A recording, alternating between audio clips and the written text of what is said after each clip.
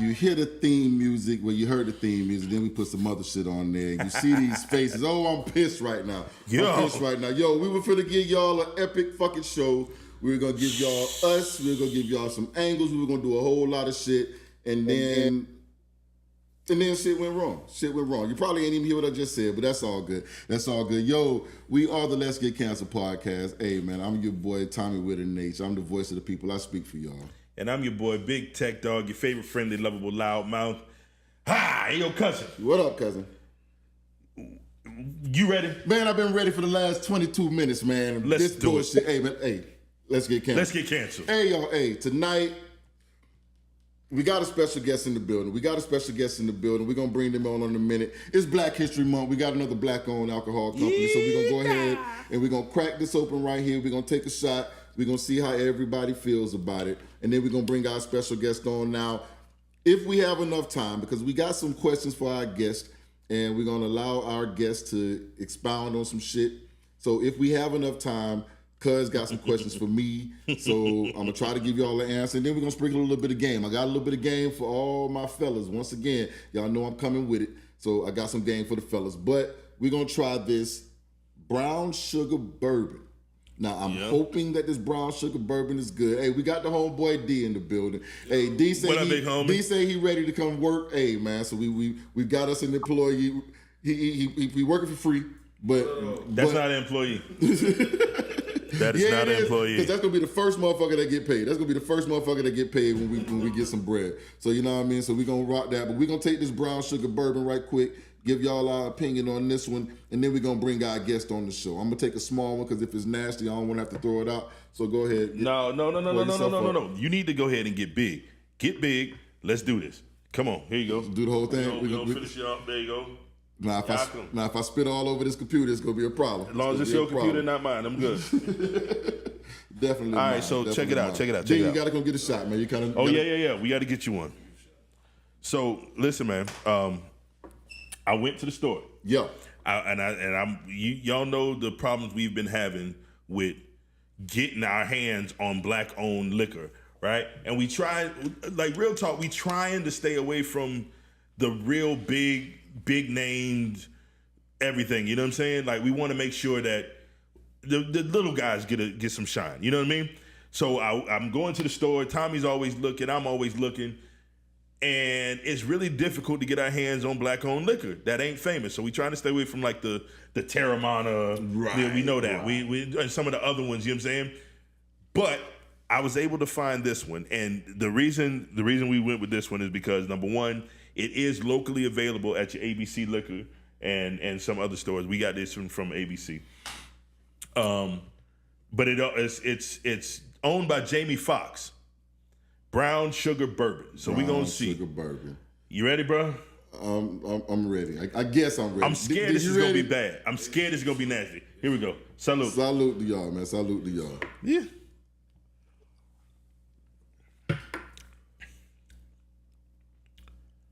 Okay, so I already know what he going to say, but I like it. There, I said it. It's real cinnamony, bro. That is like super cinnamony. Why didn't they have cinnamon on there? Hey, listen. Brown sugar cinnamon, man. It's brown sugar. That's what, bro, that tastes good, bro. All right, so listen. Before you, if y'all can see his face right now. This man's face over here is like, I can't believe you did this to me. Dog. He know how I get down. So wait, before you say something, this is what I'm going to do. Uh-huh. I know what you're going to say. You don't like sweet liquor. I know you don't like sweet liquor. And this, you like your liquor to taste like liquor. I like liquor. You like liquor. I like liquor. So this, if I could describe it, this tastes like, I can taste the brown sugar. It tastes brown sugar. Now, it's brown sugar, they cinnamon. did lead with brown sugar, so Yeah. I can't be mad at it tasting like brown sugar. I can't be mad at that. It definitely tastes like brown sugar. And like you said, it's got that cinnamon. It is heavy, and it's lingering. Yeah. That cinnamon is not going anywhere. It's not like a hint of cinnamon. Yeah, it is sugar by the pound. Yeah, buddy. Yeah, it's not as sweet as Duke though. It's not as sweet as Duke and Dame. I would say that it's not as sweet as Duke and Dame. It hits a little bit harder. That Duke and Dame like sat on your palate and then like, yeah. But this one right here, it. So would you take this one over Duke and Dame? No. Okay. No, I agree. no. Duke and Dame is still up there for me. Duke and Dame is still there. So let me ask you this. Dennis, what you think? What you think though? What you think? Give me something. Garbage. That man said garbage. He said garbage, but he's also wearing a Detroit Lions hat, so it is what it is. Oh, shout out to the No, homies that's on for the D. expertise. You know garbage when you see it. Shout out to the D, man. Shout out to the D. Pause, nigga. Heavy Pause, heavy nigga. pause. Yo, hey, real talk. I like it. You like it? I like it a lot. You the nigga that put goddamn Where's it at? 6 ounces of sugar in your goddamn coffee too, though. Hey, So you mind that your guy. goddamn business. You that guy. We gonna let you take that one. Hey, it is what it is. Hey. So listen, man. Yeah, you can take that one back with you. Share that one with the I wife. don't know. I'm moving on for the night. I'm moving on. You for moving the night. on for the night? You Normally, moving I on? would continue to drink throughout the night. Not that, huh? Not that one. So I got something else in the tuck. I already told him if I ain't like it, I had something in the tuck. That's so, real. Hey, That's real. I'm going to the tuck. I will respect that. So listen, man. Hey, y'all know it's Black History Month. It's Black History Month. It's Black History Month. It's Black History Month. So And it's an election year. it is definitely an election year. God help us all. and listen, man. I don't like Donald Trump. Period. In the statement. You feel what I'm saying? I can't stand that nigga. I can't stand Donald Trump. I think he's a racist. He's a bigot, and he doesn't hide it. And that's the thing. The reason he doesn't hide it is because he's gotten away with it for this long, so he doesn't care. Because he dabbled in it in the first election, and nobody left. That nigga said it. He said I could shoot someone in the middle of Fifth Avenue, and nothing would happen to me. And guess what? That nigga was right. 100%. He was right. 100%. Now, that being said, we got two old white men who are running. And with a black vice president who, Kamala, I love you, but yeah. Anyway, we're not gonna get into politics that deep right now. Hey, I said what I said. I said what I said. So we're not gonna get into politics that deep, but we are gonna do a little bit of something. So would you like to introduce It's our Black guest? History. Brandon, hey, we have a special guest. You heard our special guest on our very first episode. You heard her. She's the one that said, what did she say about the white people? Dirty leg white folks. She said, dirty leg white They folks. got dirty legs, they got dirty Listen. feet, they got dirty hands. Hey, And she explained it too. She said because they get in the shower and just let the water run down. They don't ever wash their legs. but I'm gonna tell you this 100%. She was not lying because you have seen online.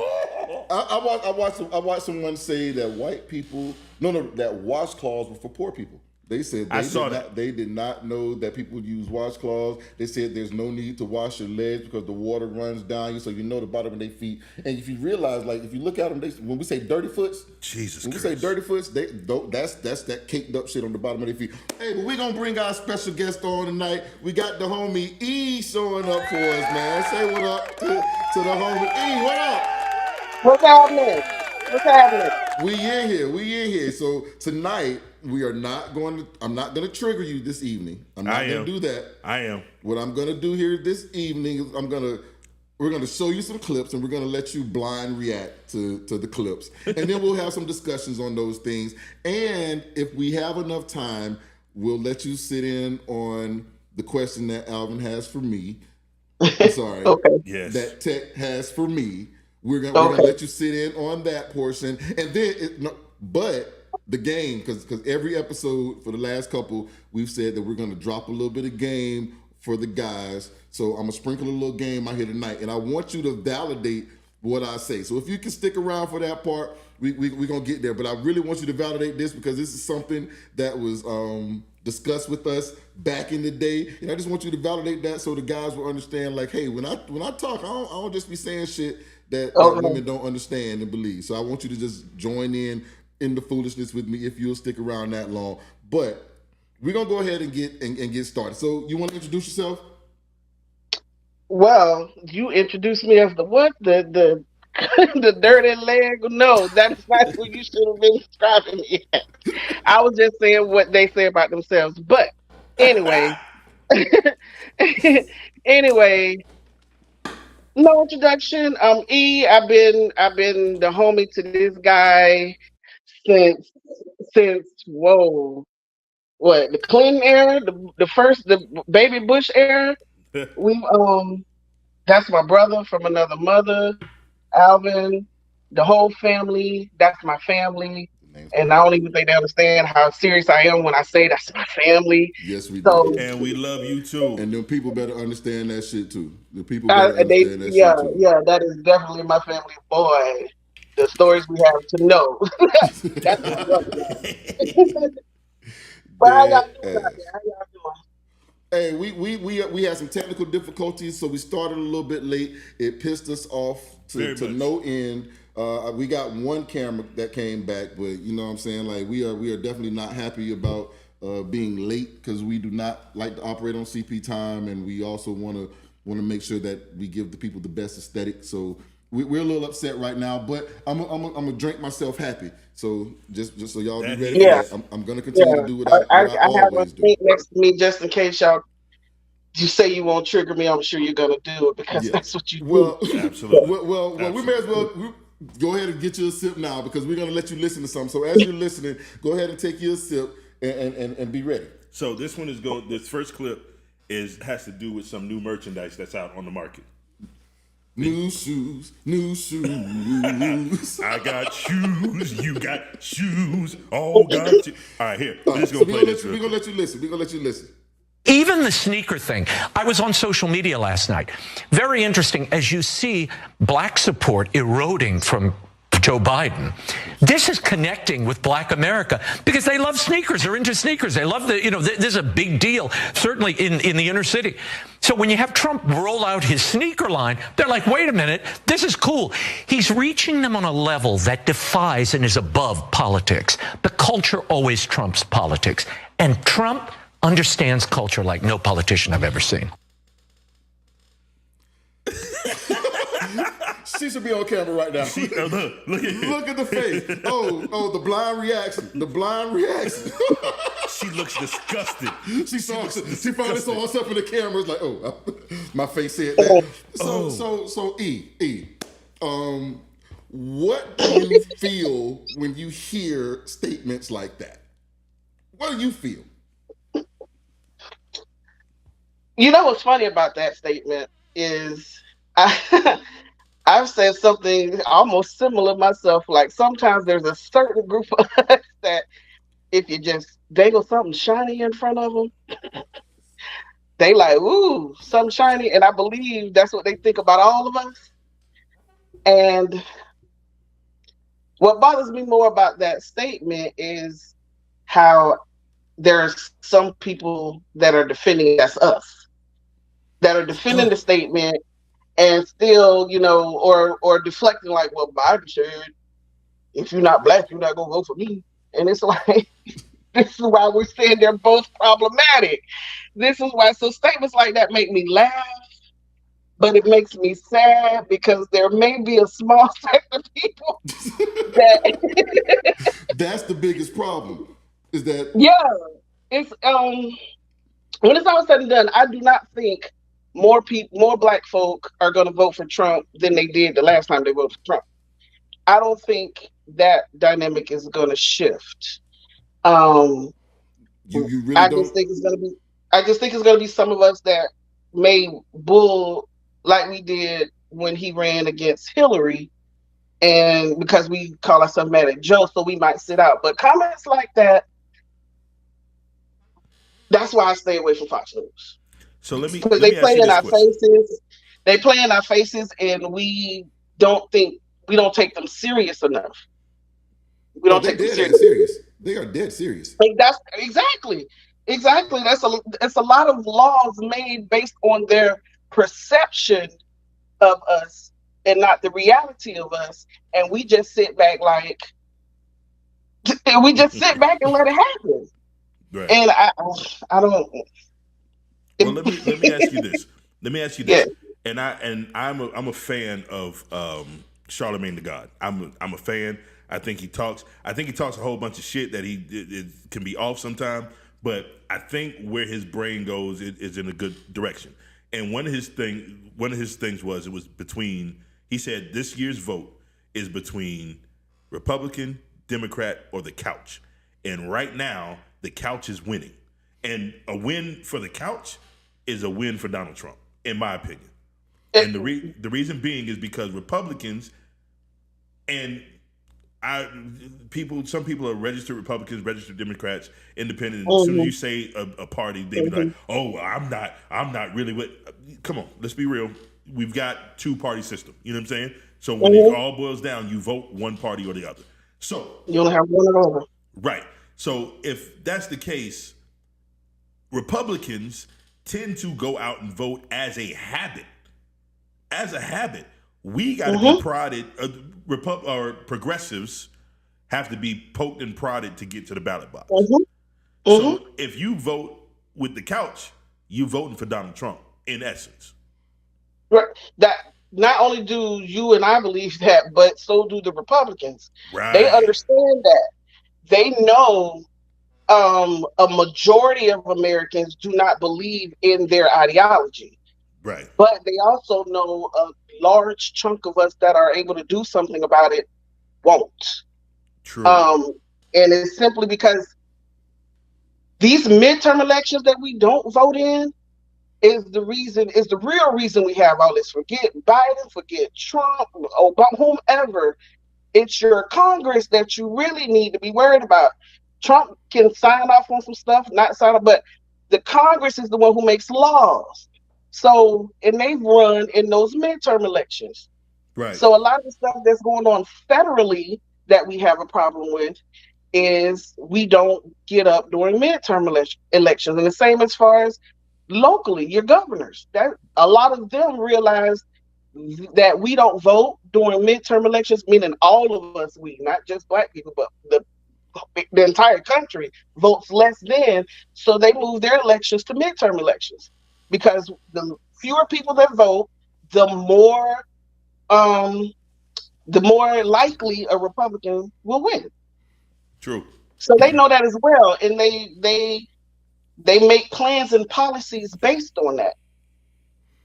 They plan based on it. They hate each other, but they still plan and do stuff to make sure that they can keep the power that they have. They hate each other behind closed doors, but they put on that good front in front of us to get the job done. It's like, I don't like you, but we're going to vote together so you can keep what you got, I can keep what we can go to hate each other later. We like, I don't like you, I don't like you. I ain't doing nothing. I don't care if my mama got to pay $700 for insulin.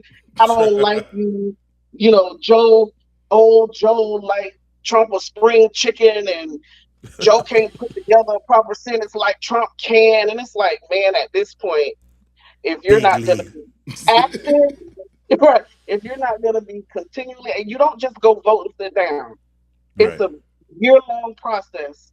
It's an everyday process. You should be thinking now who you want to run in the midterm in 2026. Please believe That's it. what you should be doing. And you gotta hold them accountable. I don't care. You don't get now. This is where my frustration comes with the Democrats in general. I don't hear from Democrats until November before the election year, before the year of the election. I don't hear from them. You know what I'm saying? And when you come around, you start throwing out platitudes. You end up at the neighborhood barbecue spot, or you on TV with the preacher or whatever, and we supposed to take that. I'm not with that. I'm not with that even a little bit. You understand what I'm saying? And so if you're gonna do that, we allow them to do that. Because when you show up at the barbecue spot, I need to ask you where you've been for the last 3 years. But this is the thing, Alvin. Like you said, we allow the Democratic Party are that what you doing 3 o'clock in the morning text that you ain't talked to and however long. Hey, big head. And then instead of just you up, and instead of just like child boo and doing whatever, hey, what's up? And we talk to them like, no, they gonna do something different. They gotta change. But I don't blame the Democrats because when it's still all said and done, most of them, even though there are some of us within it, they're still a part of a white supremacist power structure that still benefits them, regardless of what goes on and whoever's in power. They still benefit. Let's be So that clear. is like that's like what I said. They know we don't fire them when they don't do the job right. They Right. know think we don't understand that we're their employers. So that's why they do it because we keep answering the phone.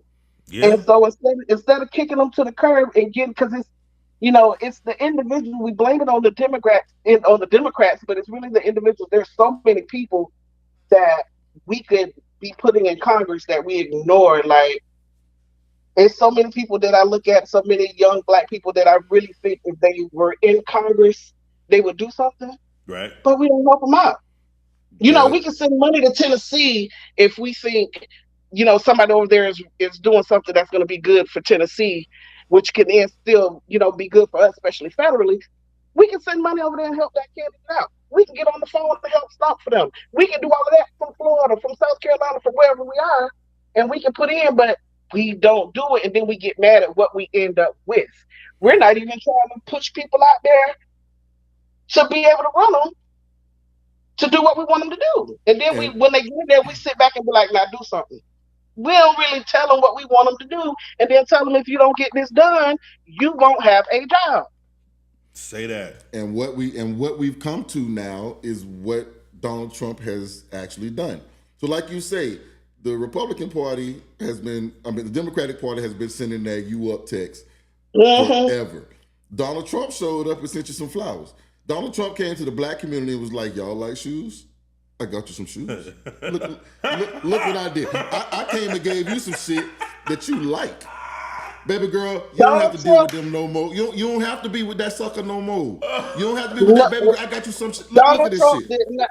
If we gonna I keep got it these along the I got these same fire lines, ass if Q we gonna dog keep it along goals the for you. same lines, Donald Trump sent that same text. Is just when he showed up, he brought some good D, but he still ain't worth a damn. But that You know nigga what I'm came and dropped. saying? He came and he ain't just but he got consistent with you. He showed up early. That nigga dropped off the bag. That nigga dropped off the D.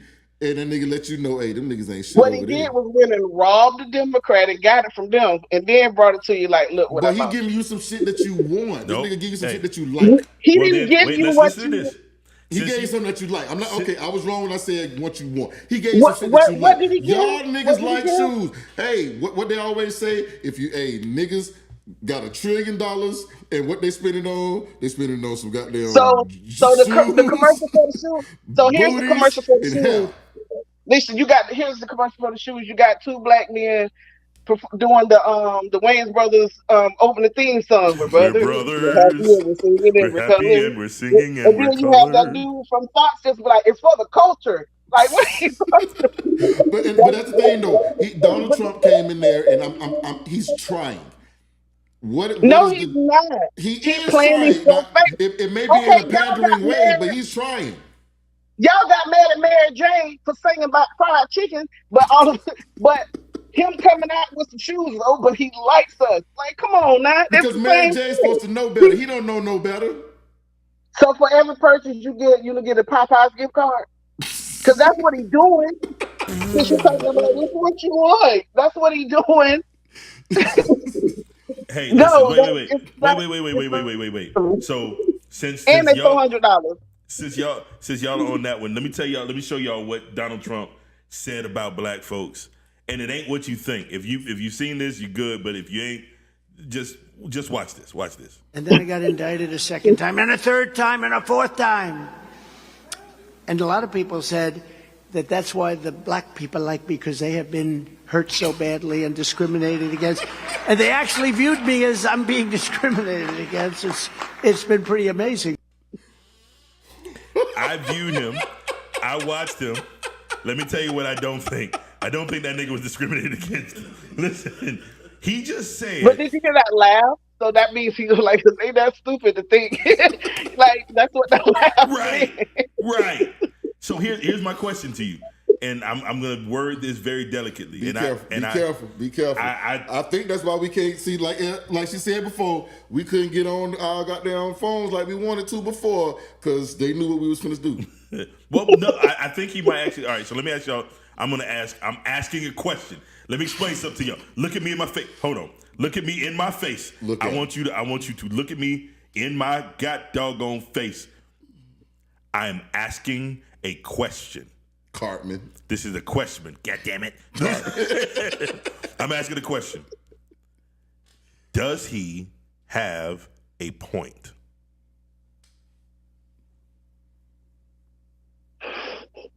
Sadly, but this is the thing of it. He only has a point with like the 30, 40, 50 of them that do feel that way. Right. So it's a small percent. It's so small. And then more than likely, some of them people he talking about ain't gonna vote or probably legally can't vote anyway. But see, nope, I disagree with you. The ones that feel that way, the ones that actually look at him like, oh, he's oppressed like us. Because even those of us who've been in some bull, we ain't looking at him like Donald Trump is oppressed like us. But that's because they put like 5 or 6 what's her name, Shorty Red, Sexy Red, of them people out there that's like, oh, Donald Trump, see, that's like, fell out laughing about some Shorty Red or whoever that girl is. But it's not significant enough. So I should really say, sadly, there are like a few people, but it's not significant enough to say he has a point. I'm gonna say this. Hold on. Because we've been saying since the Black Panther Party, J. Edgar Hoover, the government's been fucking with us for all these years. The FBI is crooked, the CIA is crooked. They've been doing all of this, and nobody listened when we said it. So now all of a sudden, when he comes out and says that everybody's crooked, how are we now to say they're not? How are we now to be like, no, it's everything's legit now that it's happening to him? Because when it was happening to us, it was a big deal. So how now because is it that it's happening to him is not the same? Well, they actually came out and said what they was doing to us too. But this is how yes, they were crooked with us. And then if they willing, this is how this is how I reconcile it with myself. If they willing to go after a so-called billionaire white man like that, that's because they legitimately have something, because they what was the boy Brock Turner? We know he did it and they still let him go. So them even trying to prosecute, look who's really trying to prosecute him too. The people who are really trying to do it and trying to do something are really all, people of color. So those are the ones who are really doing something, but they are crooked. Towards us, they showed us how they come after us, but there is no benefit to go after or, to corrupt him or do him like they did us. They don't want us to. See, they don't want us to get it together. They don't want us to get it together. They don't want us to not need them. To me, it's the Republican Party that's doing this to him. They did not want him to be viable again for this election cycle. But he shouldn't be. The man is. None of the stuff they're saying is wrong. They got receipts. They got receipts. Hey, I just want to point out. That Andrew Gillum couldn't be governor because he got caught in a room. He'd already lost. When he got caught in the room with he'd already lost. So listen, I was so disappointed he let them get him like that. But here's the thing. Here's the thing. I think there's a double standard, and I'm talking about for us black folks. We have a double standard for again between our selected leaders and then the opposition. For instance. We will hold someone like Andrew Gillum or any Martin Luther King with infidelity and stuff like that. We will throw them away as soon as white folks say something about them. Oh, we'll distance ourselves from them in a heartbeat. Let the same fallible Republican say something. The Republican Party rallies around them, and then they act like it didn't happen. So now what we do, we say, but look, he was doing such and such and such and such.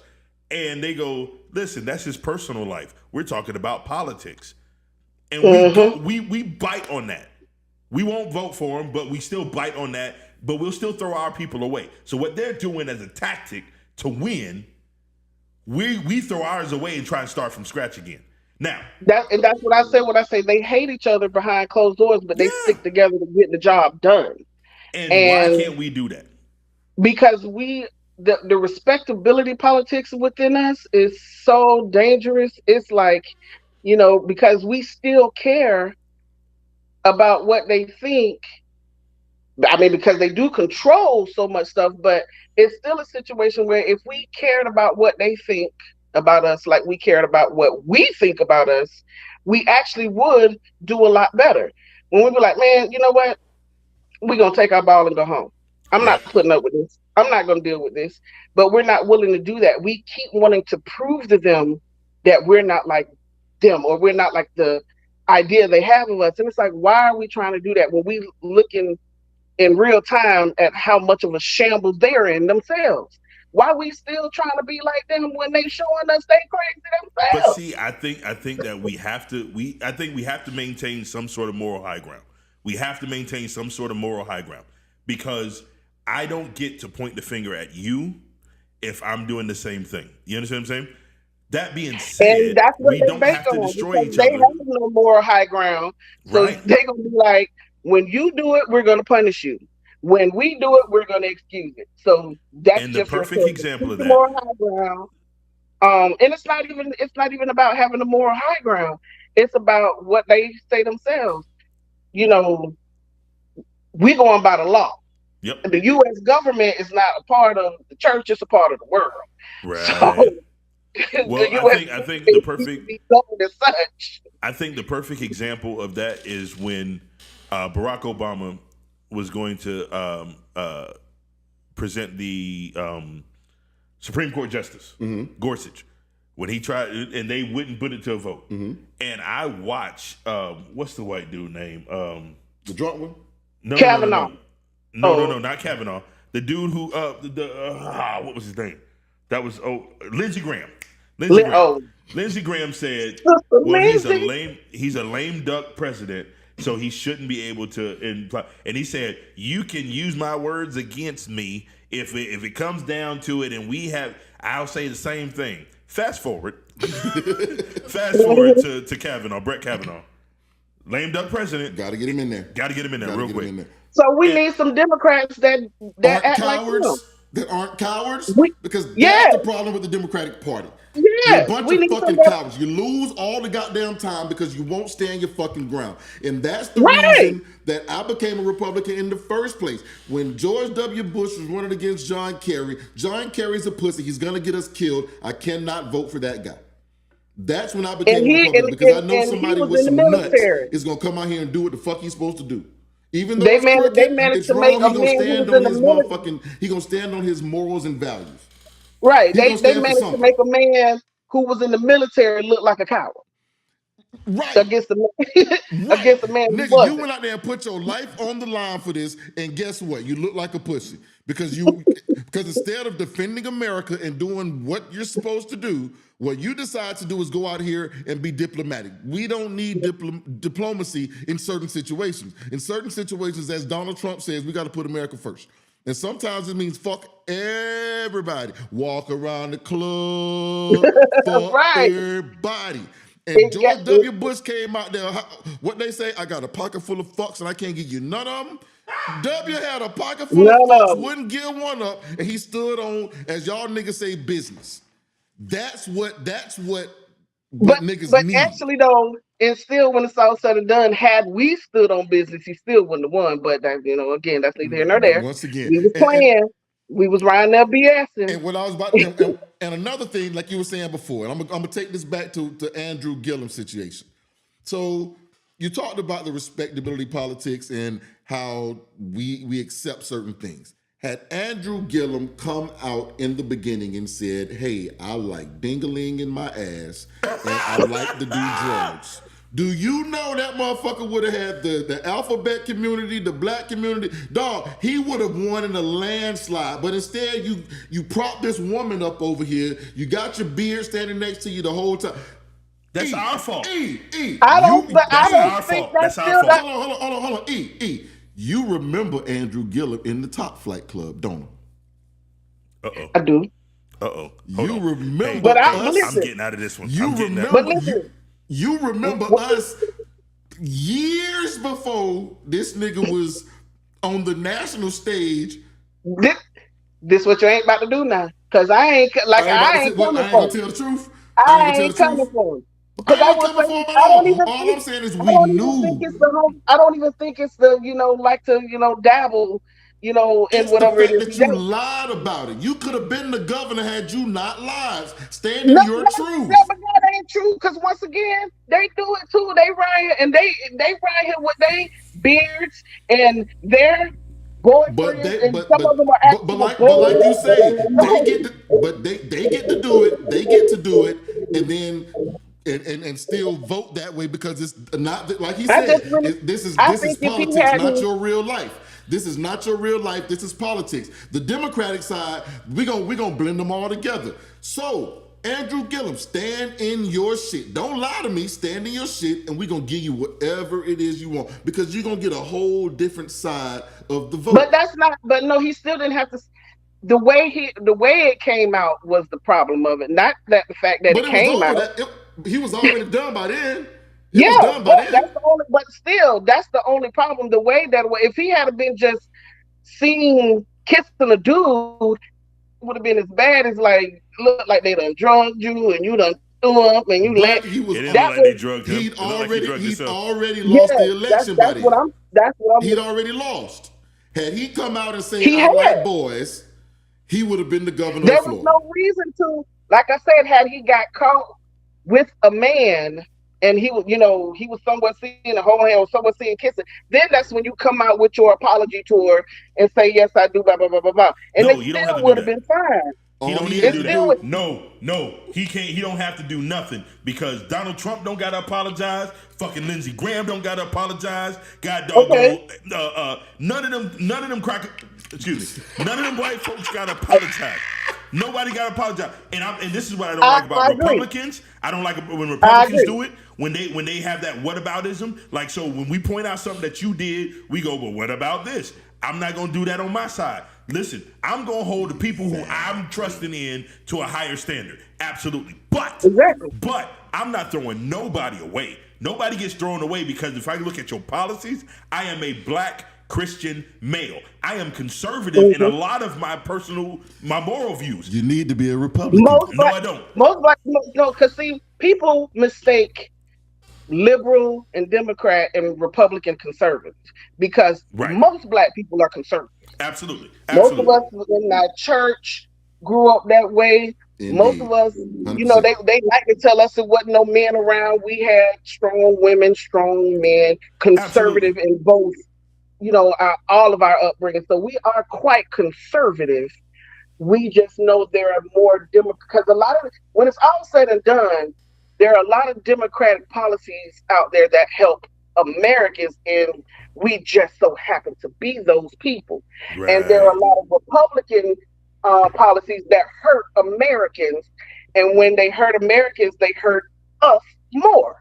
Right. So that's really what it's all about. It's not even about, what have Democrats done for black people and blah, blah, blah, blah. What has either party really done specifically for us?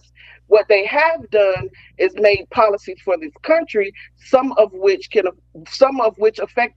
affect us, some in a good way, some in a bad way. And just more so than not, the policies that Democrats put out for all of us affect us better than the policies that the Republicans put out. It's really that simple. Yeah. Because the entire civil rights movement was a thing that benefited more than just black folks. It did. They found pretty much what they did is like what they always do when we say we need black people in this, and they be like, okay, and they'll go get the most unqualified black person to do it. So they can be like, see, we put one here and you couldn't do it. Instead of going and getting the one that was qualified, they do the same thing with this with civil rights. Right. So now that's why I don't have a problem with, immigrants, but I will talk about like the black immigrants that come in that kind of almost look down on us. It's like you're here because of our ancestors, and not even ancestors, grandmothers, mothers, Right. Right. uncles But when they get fighting here, for they try to assimilate as opposed to exactly. ingrain in their cultures that they belong to, and They also don't. They that's been the also major don't. problem with them. They also don't understand that whole, that whole system of systemic oppression and all. They're gonna they get immigrant types of benefits, but other than that, they're still going to be affected, and they are really surprised sometimes. Like, this is America. Like, Right. yeah, they don't like you all either. But yes, it benefits them more, just like with affirmative action. I'm always hearing them saying, "Oh, I didn't get a job because some black person." I'm like, first of all, It why are was a they white telling you woman. that? Why It are was a they even white telling woman. you that? Why are they? What interview have you been in where they told you get this job because you black? Why you always find out that you didn't get it because you wasn't black? That's first of all. But second of all, that's the whole lot, because the statistics say your mama got the job because of affirmative action. Miss Not Rebecca me got that, or huh? my husband or my friends or my family. It's you or your mama and her gay And son, I was which about to you say her gay benefited. best friend. And yeah, that's who benefited from affirmative action. That's why you can see a board with all white people, but they fit the federal requirements Of because they got diversity. women and they got somebody from the LGBT community. And So that's they the DE. That's what DE and I really is about. DE and I ain't about black faces. It's about including the that's women why and I'm about like, including the cool. alphabet. Cool, you want to get rid of it. Cut your nose off to spite your face. Right, Keep because saving Right. because now yourself. your wife Keep gonna be sitting at home mad because she ain't got shit to do. Or you see some Asian people seeing now they still ain't getting in them colleges because it wasn't about us. It Listen, wasn't man. about us. The We problem never is, go after those, you know, Donald Trump. Ain't no way Donald Trump would have went to Tallahassee Community College, let alone the Ivy school, yeah, if it yeah. wasn't for his parents. So But you have listen, all though. these Listen, legacy listen, listen, listen. people. You don't get to make the rules and then complain about the rules when we've determined that we can work within your parameters and still And apply the succeed. right and apply your rules to you. Exactly. What have we said for years? They reading from the rule book. Black folks, if you want to get over, the white folks they've been playing out the same playbook forever. All you And I Right. gotta do know is we learn don't their like to playbook. read, but that page is one paragraph long. That book is one paragraph long, one page. Be white. Because Right. they, well, The actually, end. that's why this, well, it don't just say, that ain't just enough now, because we was raised that you got to be twice as good. So we started doing all that twice as good stuff. Now it's a whole lot of us that really aren't as mediocre as a whole lot of them. Now it's like, so it ain't just that. You still have to have, a certain type of oomph in you to set these rules and regulations to make sure that you're gonna be climbing hard, and we gonna kick the ladder down. We're gonna put oil on the side. We're gonna do whatever it is we can to To hold make you back, sure. because we see it's not stopping you. We just gonna have to slow you down. Um, and some of us are allowing it to slow, but it's only one paragraph long. I know we don't like to read, Well, but see, it's well, only look, because they do the same here's what thing I over and over. We always like to use terms with you playing checkers, we playing chess. Well, play some chess. Play right, chess. nigga. Look Well, out well, the 2, problem is we 3, playing 4 chess while they moves playing ahead. backgammon, nigga. Right, Right. they changing the game. But They just here's changing here's the the game. thing, and I don't want this to be an excuse for mediocrity, because one of the things that I'm proudest most of for being black is that we choose to excel. The problem that I have is that you gotta, just to get into the game, you gotta be Michael Jordan when all these Hornacek niggas in here, but you can't do that. You know what I'm saying? Like, so for Yeah, us, we gotta exactly. be Jordan, we gotta be LeBron to even get in the game. And they Jimmer Verdette out this motherfucker. Right, you know what I'm saying? Exactly. They Grant Shimmer. Kite out this Exactly. motherfucker, bro. You That's know what I'm saying? exactly Nigga the say case. Greg Kite, did he? Yeah. But see, Exactly. And but then here's and the then the thing. political, because look at how they talk about Obama. Look at how, like, politics aside, as far as everything you say you're supposed to be as an American, he is it. Right. He, but yet that darn skin color, and then we could look past it, but then you married a black woman. So it's like, this is too much for us. And it's like, but look at how they treat Obama, and then look at how they treat Trump. Hey, them niggas And it's like, said Kanye told us when he got on he was there for a white Leave it girl. for a white girl. Straight up. Straight and up. it's like, I had some people, I overheard some women say that Michelle Obama wasn't worth the dirt on the bottom of their feet, and what's funny about that go back to that whole I was just about to say, foot washing they thing. got dirt on the But bottom of their anyway, feet, and it caked up by their thick. right, right. But then it's just like the way they can sit there and think that they are anywhere near on her level. Right. And it's like, you couldn't even be hired to clean her toilets. Right. But yet you're sitting here talking about her for what? Like what? And then you say it ain't about race. What other reason do you have to say she ain't worth the dirt on the bottom of your feet? Because she's educated. She's what they want. She's everything they want also. She is just like her husband. She's everything that they want her And to then be. look at the ones who would come for her, like the woman who called her a monkey, and then they put the side by side, like, come on, man. Right, right. So it's we understand, and that's the thing about America is that as much as we want to take ourselves away from being that, we are still a bunch of racists. And like we would discuss in our private times, it's white folks say there's no racism, but each of them know a racist. And that was always our shit. It was like, okay, there's racism's dead. Do you know anybody that's racist? I guarantee each of them will say yes. And they come they at least they're at the Christmas dinner table or the Thanksgiving dinner table. If not at your dinner table, they're gonna be at one of your family gatherings. So you got not just that you know somebody racist, you know someone in your family that's a racist. But when you tell me constantly that it's not about race and there is no racism in America any longer, that can't be the case if you personally know a racist. So if you know one and every white person that you know knows one, out of the billion people on the planet, all of y'all know one? Right. And I had someone say that racist people exist, but they don't believe in that systemic racism. It's like, okay, are you kidding me? So you really think if a judge is racist, he leaving it home because he leaving that by his home once he put that robe on? Or that teacher who may be racist, she's leaving it on once she gets behind. No, your biases are in all that, bull crap statistics y'all like to put out 15%, 13% or 50% and all this extra bull crap y'all like to throw out of there. Your statistics show your biases is what has systemic racism. And also, when it's all said and done, when America was founded, it was supposed to be land owning white men. I know I said that before, I'm gonna keep saying it. And there are some sitting in your American government right now who still feel that way. 100%. They still feel that way. They vote for things that way. And I will give you this, Black Republicans, they're on the Democratic side as well. Absolutely. They're on both sides of the aisle. I feel attacked a little bit. Sound like you was talking to me right then. I told you to join the party. Join the party. Join the party. I ain't with you on that one. Join the party.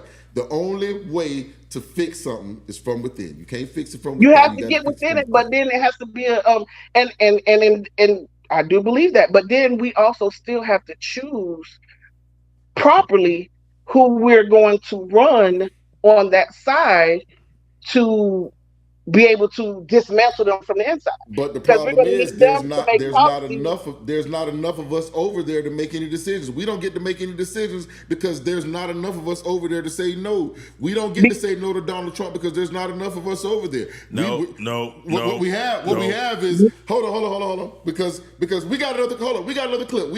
We have another clip. I got a clip for you right now. I got something for you right now.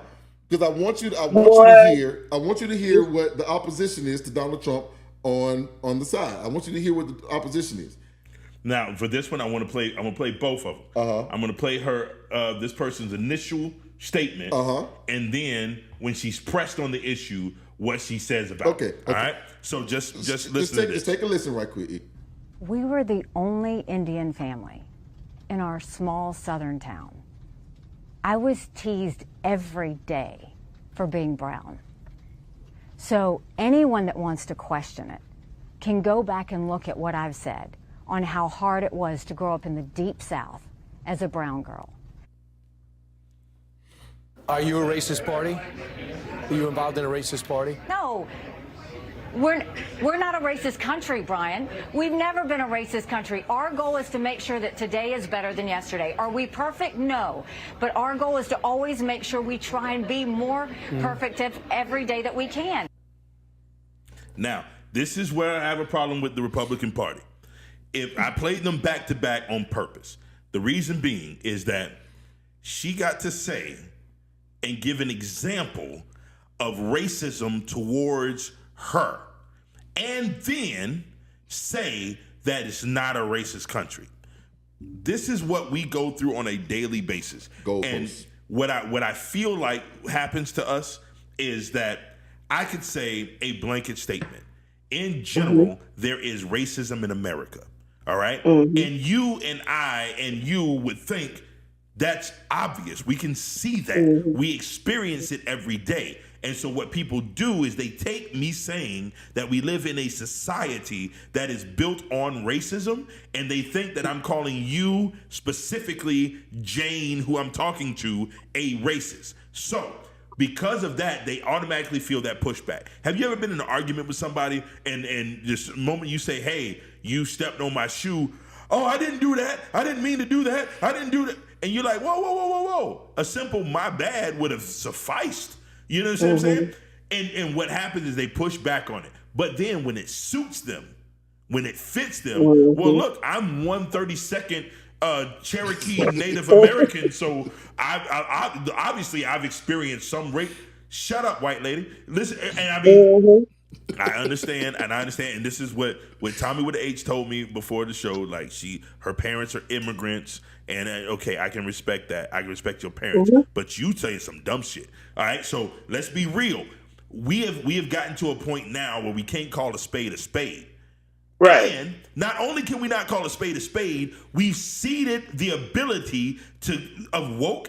Woke started out with us looking around and saying, hey, open your eyes and see all of the stuff that's going on and we allowed an entire group of people to confiscate that and make it something negative. How in the hell did that happen?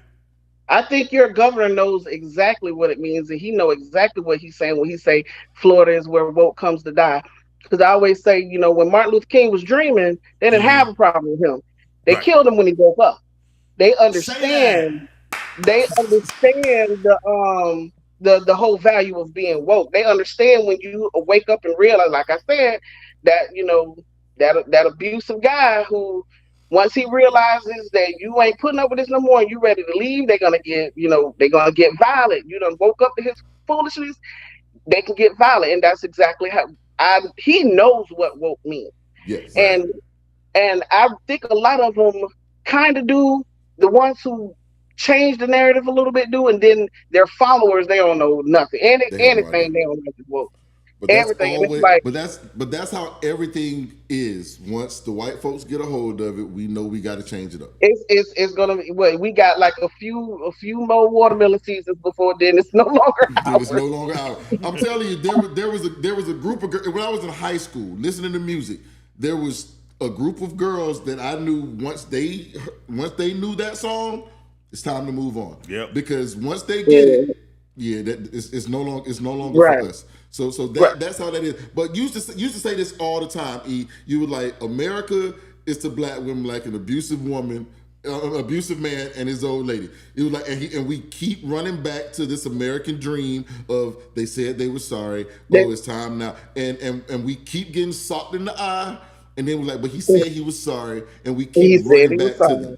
And that is how black folks in America have been forever. We keep running back because they said they were sorry. They didn't mean it. They're trying to do something. They gave us a black president. They really didn't. Right. And then it's a weird relationship. It's like We then they give keep us a running Donald back Trump like who that. salts us in the eye again. We keep running back like that, but then we also sometimes it seems some of us look at them like maybe when you have an absent parent or abusive parent who's not really pouring into you, and you just keep doing everything you can to make them love you. Like when they do stupid Yes. stuff, and we be like, why don't they like us? And It's it's our like, fault. the We did hell? something wrong. Yeah, exactly. We're like, why don't they like us? But then, like I said, if it's one of us against one of us, we be like, bitch, fuck you. I don't know. We don't care nothing about none of that if it's us.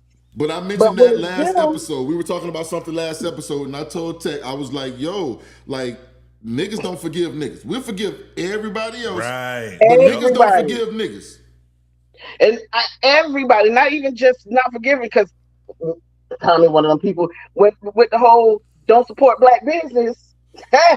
But we, but I ain't gonna but do it. We, hey, don't support black business, but then you will walk into a store that treats you like crap and force your money onto them. I You do Right. want support black not business.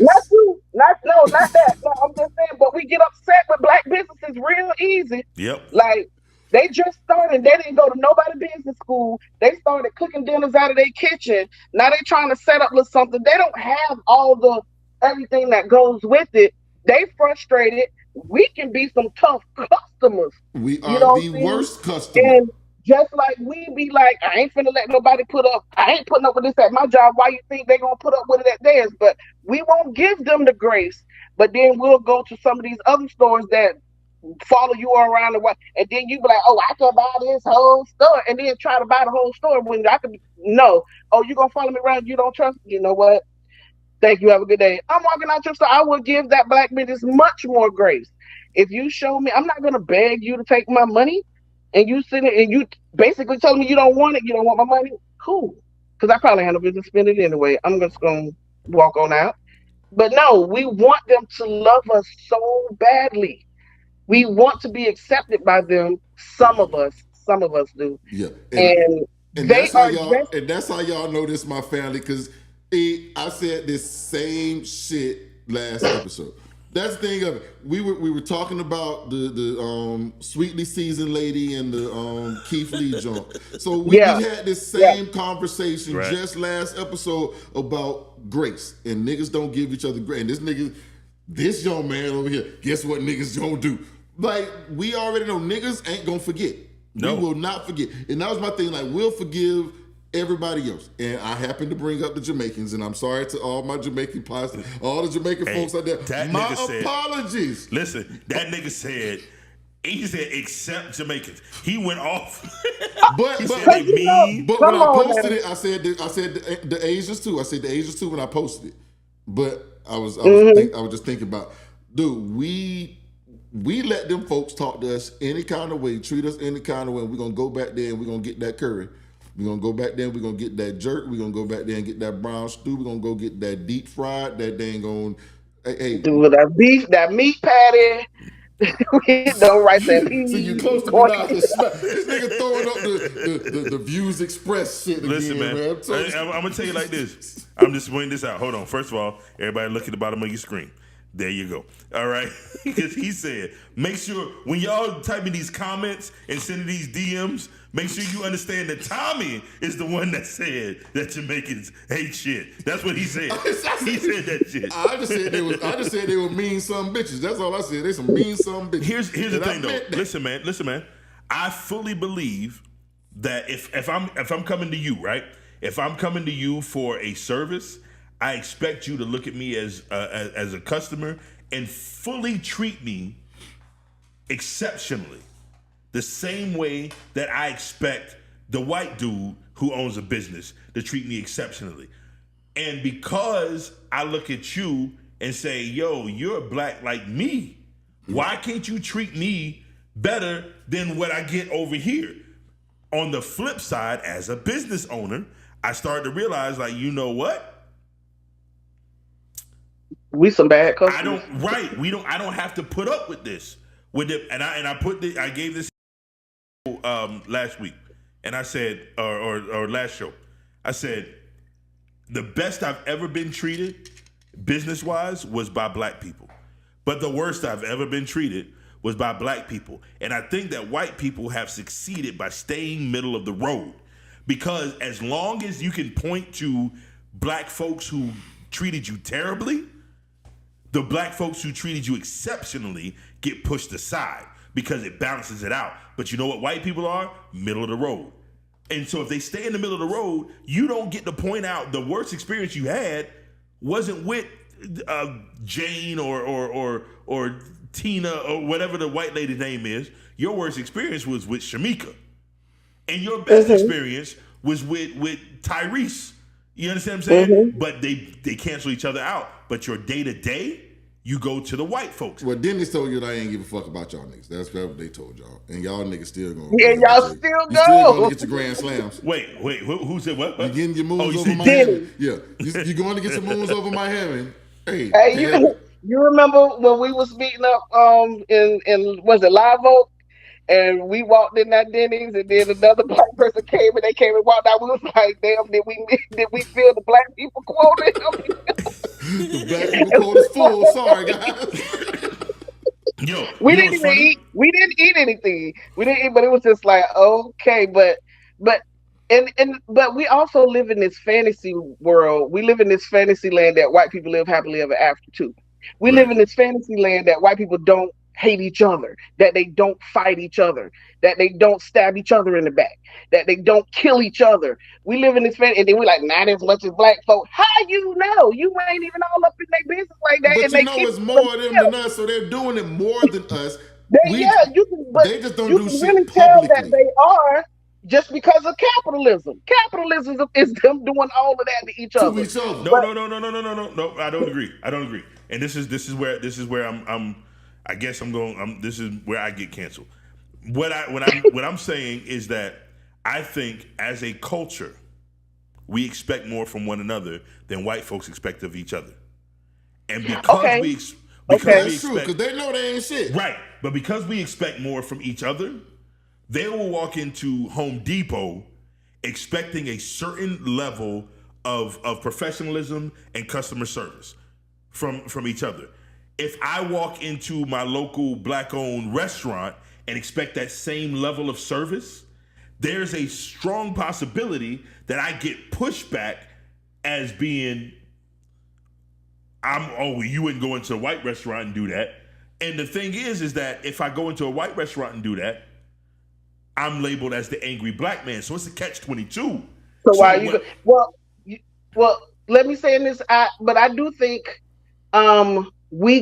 there's some of us who we don't expect them, the expectation for them to treat us a certain way because we're black and they're black is a little nefarious with some of us, because we go in there like they better be glad I'm spending my money in here. So we go in with an extra level of assholery when we go into these people's establishments. You're right. We go in with, I don't even have to be in here. And so we let that whole attitude shine. And then we do it to somebody who on the other side, like, I don't have to put up with this either. So then you got that back and forth tug. And then, see, that's why I'm full with black business. And then that's when they say, but you won't go to, but then you go into the white establishment and you're like, your whole disposition and your whole demeanor is much different.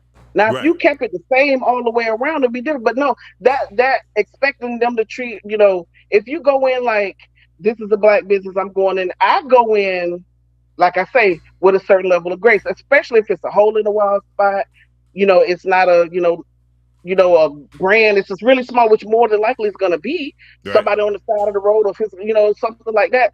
I'm going in with an expectation of this person is trying to make something happen. So unless they just straight up like, and because I will walk out on that as well. Don't get me wrong. I'm not just going to let you walk over me because you're black, because when it's all said and done, it's my money. But I will walk out of a white establishment quicker than I will a black one if they're, if I'm looking at certain things. But some of the stuff we complain about, like, how you run out of, look, I used to work at Chester's. We ran out of hamburger buns. How you run out of hamburger buns when you sell hamburgers? We had to walk over to Winn-Dixie to get, hamburger buns because they didn't order enough. But then, and Checkers is a chain restaurant. They've Right. got the money to have hamburger buns. Well, Um, the problem is that I'm torn between expecting more from my people and receiving less. So I'm very, very, very, very, very big on customer service. And my right. kids will tell you, I've gone in the drive-through, and my pet peeve, oh my God, my pet peeve is before I get done with my order, you're like, anything else? Anything else? I will drive off. I done jump curb. You know how you get into certain drive-throughs and it be like the curb over on the side and you can't get out of the drive. I jump right over the curb. My kids be in the car like, Daddy, we wanted some McDonald's. I don't care. I'm over it. You understand what I'm saying? But here's the thing. If I come to Ebb's Fish and Grits, right? If I come to your restaurant, I look at a black woman who owns this business. My expectation is that black woman is going to take pride in her business and she's going to treat me business. a certain way. And so when I don't get that, I feel offended, personally offended, because I didn't get what I expected from you. But I think that may be my own psyche that is now holding black people to a higher standard than I hold white people to. And if that's the case, is that good or is that bad? In your opinion, is it better that we hold each other to higher standards of excellence because we are, in my opinion, we have the ability to excel more than other cultures, or is it bad because I don't hold the white establishments to that same standard? Well, what I say, my emotion, and you said offended. My emotion is more disappointed. Okay, When yeah, I don't get that's that. probably a better way to say that. You're right. You're right. And so I'm disappointed. And then this is because yes, we should expect a certain level of excellence from us. You should take some pride in your business. And so I'm going to come in. I understand, my role as a customer as well. So I'm going to come in with a pleasant demeanor into your establishment, hoping that whatever that last customer may or may not have done, because I haven't seen them, I don't know, but hoping my demeanor will at least, soften you up enough to speak back and do what, and we'll go there. Like I said, I'm not going to put up with just rudeness, just extreme rudeness, because you're black, aside from getting them oxtail and brown stew. But I'm not gonna put up with rudeness. But then if you see an opportunity, like they call them at your job, here's an opportunity for you to grow and learn, and you're speaking with them in a certain type of way, and they accept and receive it, I'm fine with that as well, because people have to grow. So that's where the grace comes in, to allow them to grow. But if they giving me attitude like, "Girl, this my store, that you right," and I got to leave it. Right, I feel you. And the scary part is that because we have these issues, we put ourselves together and we say, you know what? If it's a black man, he should be able to do it like this. Now, we don't always take into account that we haven't been given the same resources to be as quote unquote professional as others. I'm a black business owner. I'm a black man who owns his own business. And what happens 90% of the time when I go out, if I go out to do a job, right? I do audio and sound and things like that. If I'm doing the job, if a white person hires me, I get a lot of grace. You understand what I'm saying? And it's almost an offensive amount. And I'll tell you why I'm offended. Is that because they don't expect? That's where I'm coming from. You feel it. That's where I feel it. Because what happens is that I feel like they don't expect me to do a good job. So I get that leverage, right? But as a business owner, what happens when I go to the other way, when I work with black folks, they're the ones who want the most deals. They're the ones who come at you with the most excuses or want the most from what you did. Professionally, I will send out invoices in advance. As a rule, here's my bottom dollar, here's my price, and 50% of it is due as a deposit before I ever show up to put anything, right? And so, and I think I told the story last show. I told him, I went and did a show, and we went above and beyond. The tagline for my company, Authentic Artistry Entertainment Group, is exceed expectations. So I want you to expect the moon, and I want to give you Mars. You understand what I'm saying? Right. And that's Right. just because of my work ethic and the way that I think things should be done. Because I Absolutely. appreciate in my personal life that customer service, I want to go above and beyond and give that to you. That being said, Exactly. everything has a price. Everything has a Exactly. price. And when I put that price on things, that's when people come back and I get the pushback from my own people who tell me, oh, well, you think that you should be getting this because of this, that. All you did was hit play and just play some music. No, all I did was invest thousands of dollars in equipment, spend years and years perfecting my craft, and getting here and transporting all this, storing all of this, getting all of it done. Because they don't see the time on the back end. They see the time that you put into what you're doing for them. But what they don't understand is it took a lot of time for me to get this expertise. Right.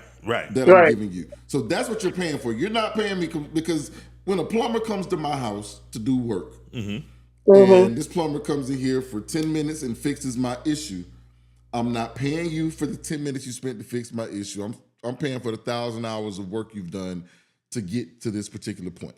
That's what we're paying for. And that's what a lot of times that people don't understand is when you're paying for something, when you're paying for a product, you're not actually paying for that particular moment. You're paying for everything it took for me to get to this point, for me to be able to come in here and fix it in 10 minutes. Because had you been able to do it, you would have done it.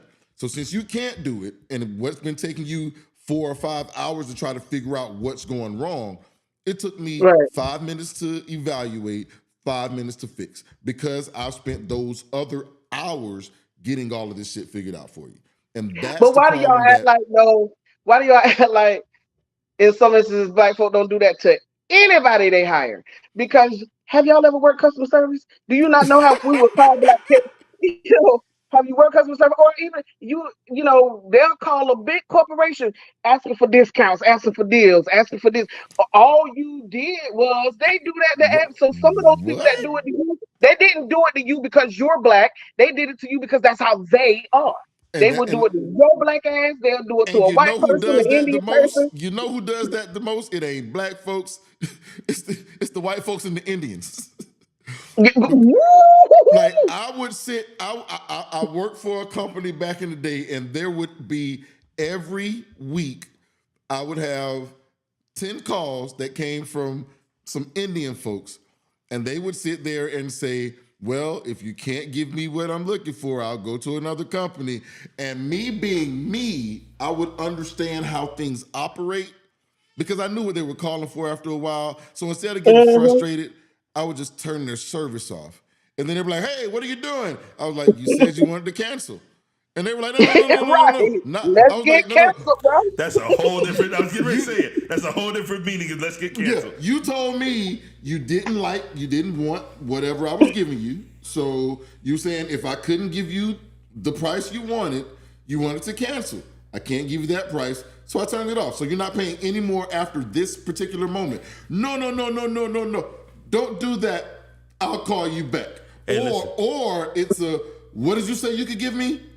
And now we can have a conversation. Because, okay, like I used to explain it to my supervisor during those times. I'm like, this business is just like the dope game. It's all about the walkaway. Yes, sir. It's all about the walkaway. So Say if that. I can tell you, when you come to buy a bag from me, man, this bag right here, $10, and you like, nah, that man down the road, they got a bigger bag for $10. Give me my bag back, and I turn my back and I walk away from you. 9.5 times out of 10, you like, hold on. Hey, dog, all right, my nigga, I get it. The same thing happened in that particular industry. When you come to me and you say, well, I can get it from this particular company for $10 less, okay, when do you want your services to stop? That's what it's all about. When do you want this to end? Hey. Because I can turn it off right now, and you can go down the road and get what you want. I don't know how long it's gonna take for them to get to you. I don't know what's gonna happen. What you want? What you want to do? And then it's like, okay, now we can talk. Okay, let's talk. I told you what it was gonna cost you. I told you what it's going to cost you. And but that's the problem with a lot of us in the black community with these black businesses. We go in there and we don't think that they have any other options but us. So I ain't gonna come back. I would never come back to a place like this. Majority of the time, we may be hurting them, but sometimes they be like, all right, go to Miss Old Lady, be like, oh, this all I'm gonna get for this $10 Obama plate, baby, with the sweetest face, baby. You want a juice to go with that $10? Hey, but look. Right, No. But here's the problem. Here's the problem with that. If we went to a white establishment and did that, they got plenty of people. We go into a black establishment, we are actually hurting them. We hurting some of them. We are actually hurting them. So let me tell you this story, right? So my boy, God rest his soul, Bizzelini Capone. Shout out Biz. Biz called me one day, right? He told me, he was like, yo, I got this credit card and this interest rate is crazy or whatever. And Biz said, nah, what I'm gonna do is I'm gonna call them and I'm gonna tell them that I want to cancel my card, and then they're gonna up my limit or whatever. Maybe 15, 20 minutes later, you right? You didn't believe him, huh? I did believe him. Because number one, I didn't have no credit cards. Number two, I'm assuming that's how white people do things, right? Exactly so Biz called this niggas. Biz called me back 15 minutes later, like, damn. I'm like, what happened? Nigga, they canceled. I got 2 of my credit cards canceled. Because he called threatening to cancel, and the dude on the other line just said, a nigga. Okay, no problem, sir. We're sorry to see you go. And canceled his credit card. He thought he had just hit a bad lick. He called a nigga. So he called the next credit card, and they did the same shit. So what happened was Biz went down from like 4 credit cards to like 1 or 2. But here's the problem. Because it was a nigga like me on the other line. Right, like, hey, bro. Right. We ain't got to do this. Here's the problem. Right. I had no idea what he was talking about. Like, I had never experienced anything like that. You know why? Because I didn't have any real credit cards. You know what I'm saying? Right. Anything outside of a secured card that you got to put, you know what I mean, with a $200 limit or something crazy like that. It's crazy. But what we do, and I agree with y'all. Listen, I don't care, black, white, green, yellow, orange, purple, whatever. I'm not sacrificing the customer service because at the end of the day, I work very hard for my money. And whatever I am doing, I expect to get good customer service for what I'm doing, right? So if that's the case, if you can't give me good customer service, I don't care.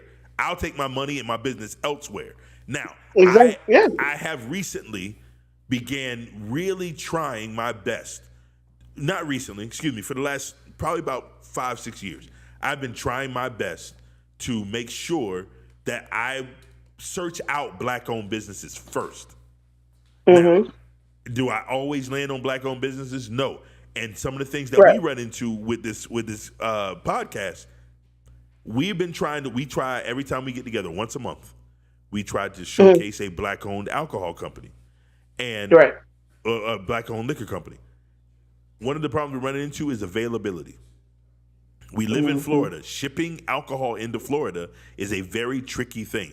The distributor has to have certain licenses in order to distribute to Florida. So outside of like the big names like the Jay-Z's and the 50 Cents and the Kevin Harts, we can't find these local black-owned businesses.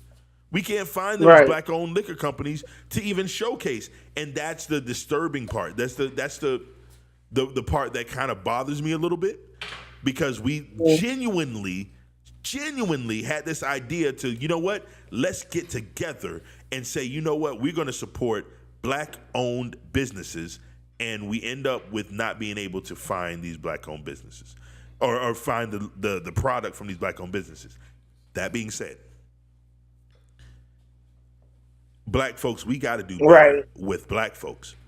We got to do better together because my expectations should not have to be diminished to deal with my people because we have the ability to be excellent.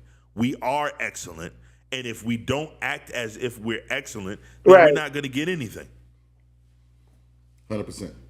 We also have to be more willing to teach our people. Understand that everybody don't always know what you know, and you weren't born knowing everything that you know. So somebody had to teach you and show you the game, and you need to be willing to do the same thing while also having those expectations. Right. If there's somewhere or in a place where you can step in and give whatever it is, and it don't have to necessarily be money. It can just be some good advice. It can be, a phone number to somebody who can actually come, you know, oh, you need that fix. I got to, but whatever it is that we can do to help each other out, we need to at least extend our hand to. And then, those that want to help will accept the help. Those that don't, then those are the ones that will have to, FAFO. And Right. that's fine as well, because some people gonna have to do that. Every business that gets started by whomever the race of the person is doesn't always succeed. But we need to do what we can as consumers of their business, or since we're just saying as us as a community, when we can help and we can teach, we need to start doing that. We need to stop expecting them to teach on our behalf, because it's not it And that's doesn't the make grace good that's sense. the grace that we It doesn't make good ask from one dollars. another. Right. Right. It doesn't make good sense for them to really give us the game, because they already understand that once we learn how to play the game, we take it over, no matter what the game is. Whatever it is. I saw a clip today, and it was from like the '80s, right, early '80s, and it was a dude at a dry race board, and I meant to try and save it or download it to show it to you, or I meant to send it. I might have sent it to you. I don't know, but it was a dude in a classroom setting, and he was at the front of the classroom, and he's at the dry race board, and he was saying, he was like, everything that we've stepped into, we've dominated. Yes. And yes. he was like, he started pointing out Everything. specifics. He was like, in business, and he was naming people, in agriculture, in sports, and he went down the list. He was like, baseball, football, basketball, and then he was like, in entertainment. And here's the other thing that I don't like about us, what we do to us. Once we excel in something, we start pointing the finger at those people who excelled in it as sellouts. We gotta stop that. One of the instances was what he said to it was in entertainment, right? When we look at sports and entertainment, we took over these things that we were pushed out of. We forget that baseball was you had baseball, then you had the Negro leagues, right? You forget that basketball was all white. You understand what I'm saying? And once we took over that, once we did that, white people are these people are really good at switching the narrative. First is, we're the best. You can't play with us. You can't play with us. Fine. We're forced to have to let you play with us. And now when you come in, you're the greatest. Okay, well, all you're good for is this. And we jump on that bandwagon. We jump on the bandwagon like, oh, well, all you do is just shucking and jiving for white folks. You just making people laugh, or you making people, you entertaining these white folks. Fuck that, bro. Do you remember when the white folks were winning everything, and then you had that separate, not equal, right? And your champion plays these Globetrotters, who you feel are just some foolery, and then they beat your champion's ass. And then you finally realize, like, oh, these niggas for real about this shit here. These niggas are great. Oh, these niggas dribble with both hands. But that's one thing. But as far as the sellout part goes, because I hear what you're saying with that. But here's the thing of it: when they wouldn't let us play with them, when they would not allow us to play with them, we excelled. And then they finally gave us a chance. But what they did was they came and took our best. And that's what they always do. They come and take our best from us. And then when they take our best from us, they leave us with nothing. So our HBCUs, our black leagues, now we're not viable anymore because our best players have integrated. So when we say you're a sellout, hey, you just left us with nothing now. You've left us with the middle of the road, the bottom of the barrel, because there was a time where Which one is it though? There was a time where HBCUs were where you came and got all of the best talent. Right. And then when you integrate into what they're doing, now our HBCUs are not even second tier. They're a third, fourth tier. Right. So, but which so one do you why? want? Which one do you want? They're I keeping would us mu- out. I would They're much- keeping us out. I- And then when we integrate, then it's like, aha, you left us here. Right, because our problem was we went to these tables and we asked them, hey, let me eat at your table. And then when we got to their table, we was like the meme said, why the fuck I'm eating it? Why the fuck I'm eating potato salad with dang on Because we raisins? didn't realize I finally got to their table and realized this shit nasty. But I'm here now, and this all we wanted was to be equal. But how do you explain? Like if I'm Give them mad, their shit back. if I'm mad that you won't let me do what I want to do And then in all levels, and then when I get there and I dominate, then my own people look at me and go, "You left us here." Right, Nigga, I didn't leave you, nigga. I thought this was the goal. Because the thing is, we knew that we was gonna fucking dominate. We was better than them before. Right. And we need to stop holding ourselves. And bring E back on here for just a sec. E, how many times have we had this conversation of like, we need to stop making them the fucking standard. They are not the fucking standard. Right, but they're not the standard. But That because they're not goes the back standard, to us. fuck that. That goes back to us, being like, why don't you like? And we don't realize it's like they trying to be like us. That's why they Their take ice it is all not from colder than us. ours. So it's like, stop. They're not the same. They're just people. But we put them on this pedestal because, they will snatch your soul sometimes if you don't. But it's like, hey. Oh, they gonna put you on the tree. They But gonna put you on the tree. wait. Well, let me ask y'all this question then. And this is where I get frustrated.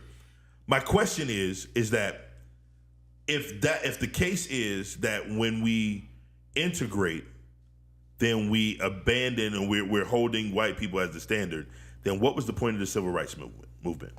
We That's didn't the understand point. that They integrating into didn't their house, understand. like They Malcolm didn't X said, understand. you They integrate didn't into a understand burning it wasn't building. integration that we needed. It wasn't integration. It Not was at just all. the resources. It was We needed the resources. It was the equality that we needed, not the It wasn't even integration. that. It was the equality. It wasn't even that. It was them leaving us the hell alone, really. Well, they're Had they never just gonna do that. stepped aside, Nigga, hey, if I bought you, I'm never gonna leave you alone. You're mine. But listen, like, if you go back to it was about 10 years after the emancipation, when there was like a 10-year period where they really did leave us alone. We were sharecroppers, we had our own stuff, we were doing what we would needed to do, and they were losing money because they only brought us over here to make money off of us. And we were doing way more than they expected us to do.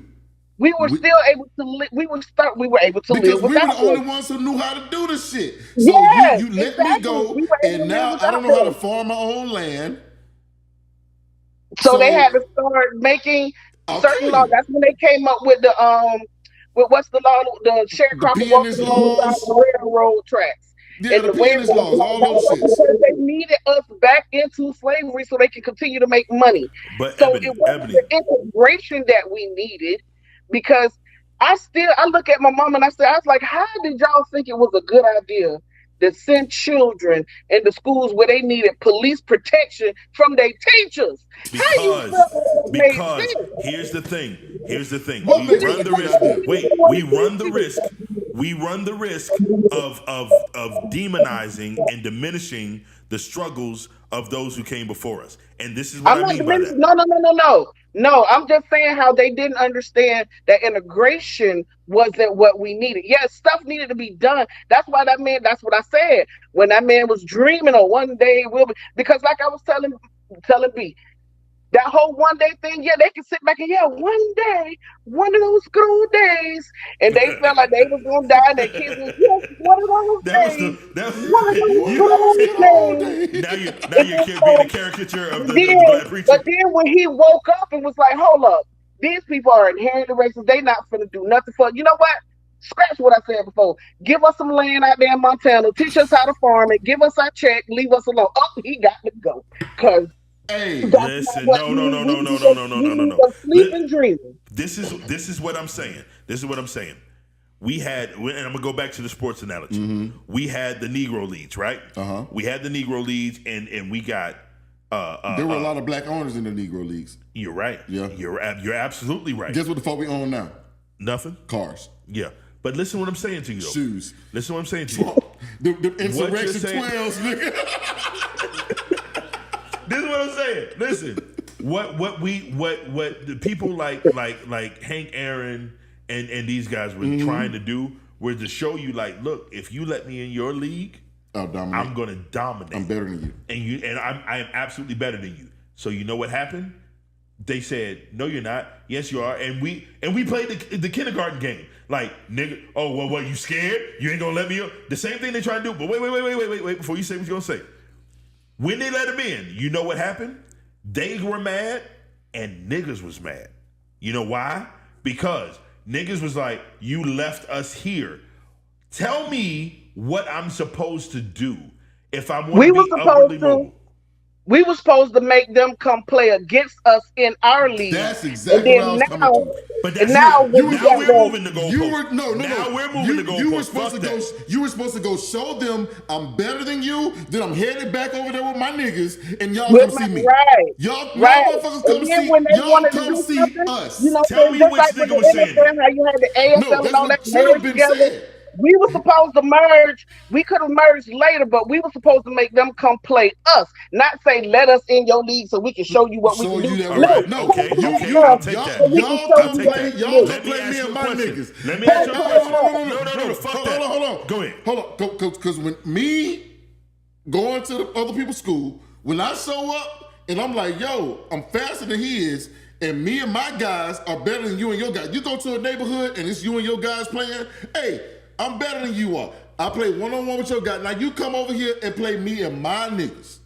Y'all play me and my niggas. I'm gonna show you me and my niggas better than you and your niggas. So let me ask you a question. That's where it needs to go. So if a white restaurant right now came out and said, we do not hire black people, would you be mad? What I'm gonna do is I'm gonna go over here and be like, hey, you better go hire this nigga right here, because go hire L. L makes some ball. L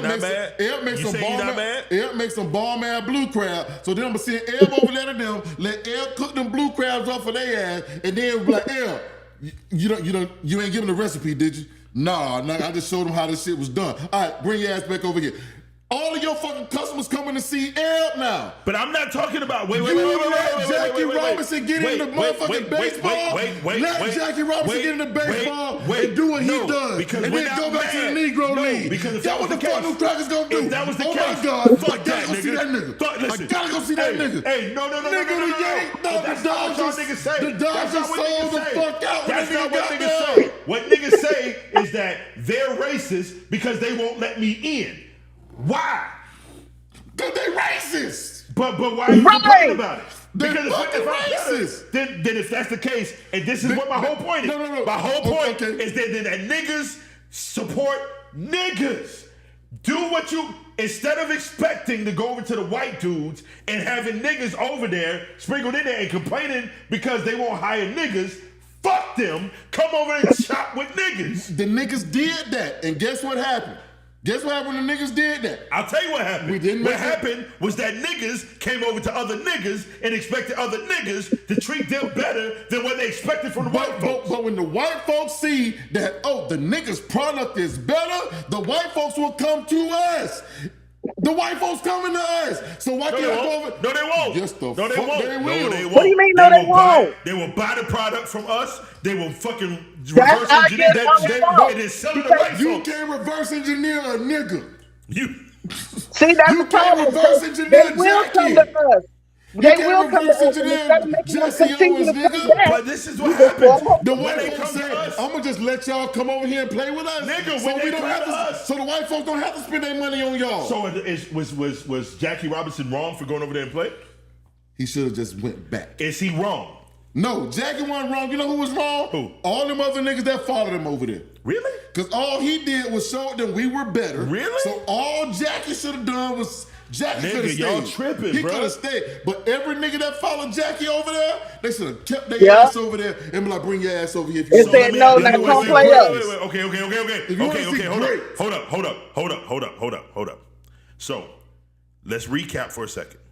What we are saying is the resources are controlled by the white man. The status is controlled when it comes to being able to be profit from these things are controlled by the white man. And the moment I go over there and show them that I'm better than them, I should have stayed over here, not stay away from the. I should come back. That's where it's all about. I agree with coming back. It's all about going back. But do you think the eyeballs? The white folks don't give. When white folks was mad at the NBA because the NBA is too black. Right. What ended up happening? The ABA was way too black. The NBA was the motherfuckers that was standing in for them. Nigga, it brought them motherfuckers to the ABA. It was like, hey man, y'all want to play together? Y'all want to merge? Because but that's these not niggas. What happened with the ABA and the NBA. What happened with the ABA and the NBA was it's a bunch of niggas in the ABA. I'm gonna take the top 5 niggas from the ABA and we're gonna reduce the rest of these niggas to shit. No, we bought the teams. We bought these teams and got rid of the fucking niggas who was the problem. How many goddamn how many baseball teams from the Negro leagues were bought into the majors? Not many. You know why? Because they just took your niggas. Instead of taking your team, you should have demanded that we go the best niggas. Listen, bro. This is what happens, bro. This is what happens. This is why, and this is gonna sound this bad. This nigga just told me they ain't take the best niggas from the Negro leagues. No. What clean that up, nigga Haley. No. They took only the top niggas, and when you got other niggas who are better than your white folks in your league, and you leave them over here because now what we're not understanding is that if I take Jackie Robinson, I don't need Satchel Paige. Just the fuck you do, and that's why I don't, and they proved it. And that's why Satch came his ass over to the majors. This is what I'm saying. At 50, Satchel Paige is 176 years old, and they still get that nigga 17 years. Cause goddamn it, that nigga's a beast. But listen, what I'm saying though. I might not take him at first. Listen, what I'm saying though. If that nigga was striking the greatest nigga, listen, what I'm saying though. Oh my god, I got. Let me ask you a question. Let me ask you a question. How many people are in the NBA? How many black folks is in the NBA? A lot. It's about 450 niggas in the NBA. Okay, 450 niggas in the NBA. How many niggas do you know that were good enough to play in the NBA? Honestly, you know a bunch. I'm sure. I know a few. You know a few. A few that were good enough. What's the difference between the niggas that's in the NBA and the niggas that you know? The niggas that I know like to do dope. Yep. The niggas that I know like to drink a whole bunch. Yep. And them niggas was not disciplined enough to play on a team setting. Okay, see, got there's you. Wait, before you go into your diatribe. Before you go into your diatribe. Before you go into your diatribe. Now, let me ask you this question. How many niggas do you know that are skilled musically?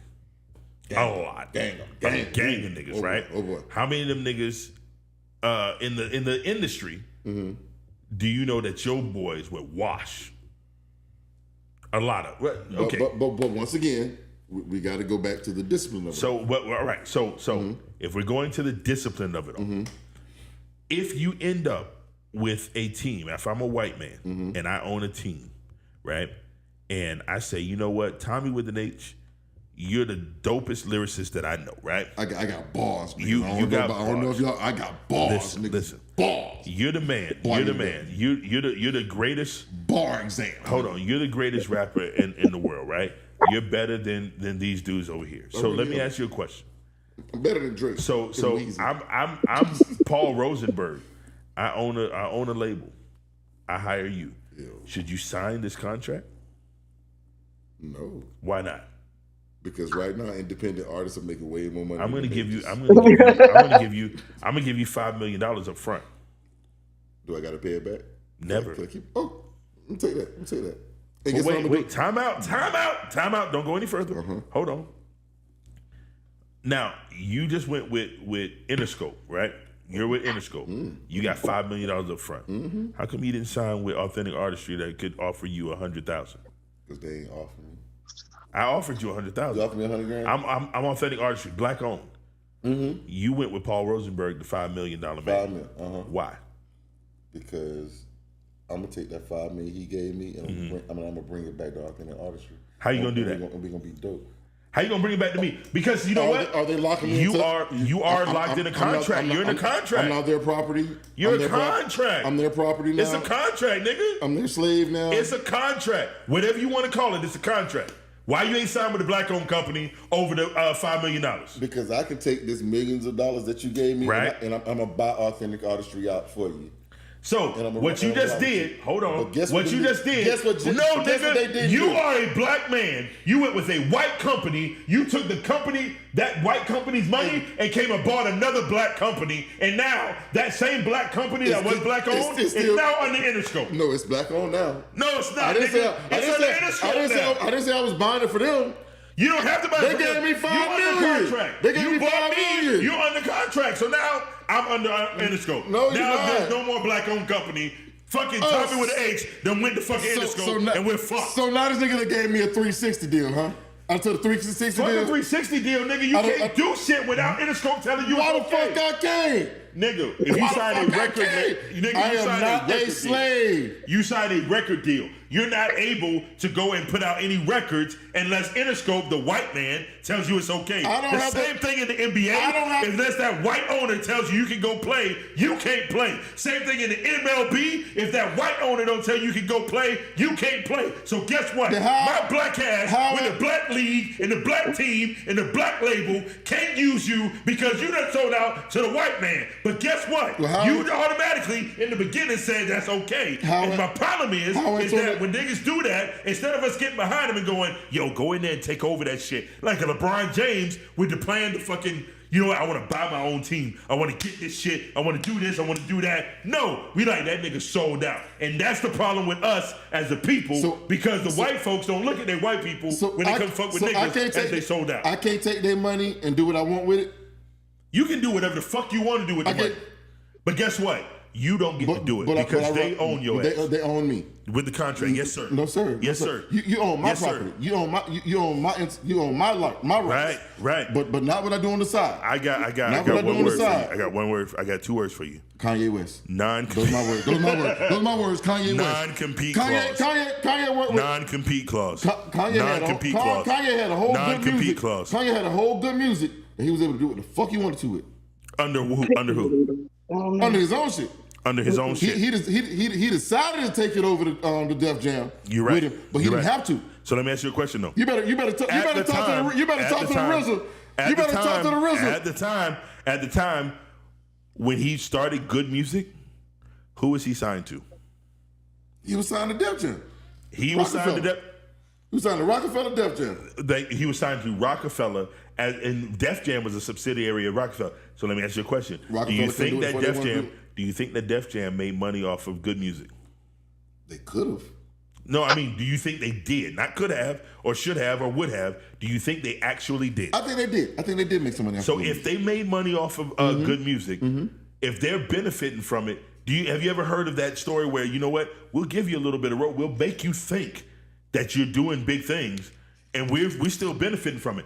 This is the problem that I have, and we shoot ourselves on the foot. You bring that money back to the hood, but it doesn't matter. It doesn't matter because you know what? We end up with fucking white folks over there that's saying black folks love me because they love sneakers, and I'm gonna put sneakers out there. So what happens is you're worried about a 360 deal, and the fucking white folks have already made a 360 society. So what happens in this 360 society? Because y'all niggas y'all motherfuckers decide to let these motherfuckers do what they want to do to you. And now we have downturned us black folks, me and you, on this goddamn podcast, on this platform, and now we just point the finger back at black folks, and white folks sit back going, my pretties. Because you see what we just did? That's what I mean. We just did that shit. We just went around and around this whole time, and what happened was we ended up with black folks pointing the finger at black folks, and white folks benefit. But has that not been us from the beginning? Is niggas do this to themselves? Back to my initial statement. Niggas doing this to themselves? My initial statement was, hey, we hold ourselves to a different standard than we hold these white folks. And so what we have done, we have spin around, we went through 20 some odd minutes of us going back and forth on this particular topic, and what did we end up on? We ended up with white folks up here benefiting a portion. No. Wait. We ended up with white folks up here. You decided to let the white folks benefit. I said, give me my shit, and let these niggas have their shit, and I'm gonna go help my niggas out. And then your example that you gave me, was Good Music with Kanye West that was under Def Jam, which was under fucking, which was under Rockefeller, but he didn't which was have- under Def Jam. but Def Jam, white-owned company, making money off of Kanye West and Good Music. So what they did was give us the illusion of autonomy, and because we have the illusion of autonomy, we do all this shit over here, and they're benefiting, and they don't have to get their hands dirty. My bad. And we will shoot each other. I shouldn't have given you Good Music. I should have gave you some Masterpiece shit. That what you wanted? You wanted to hear some Masterpiece shit? Universal.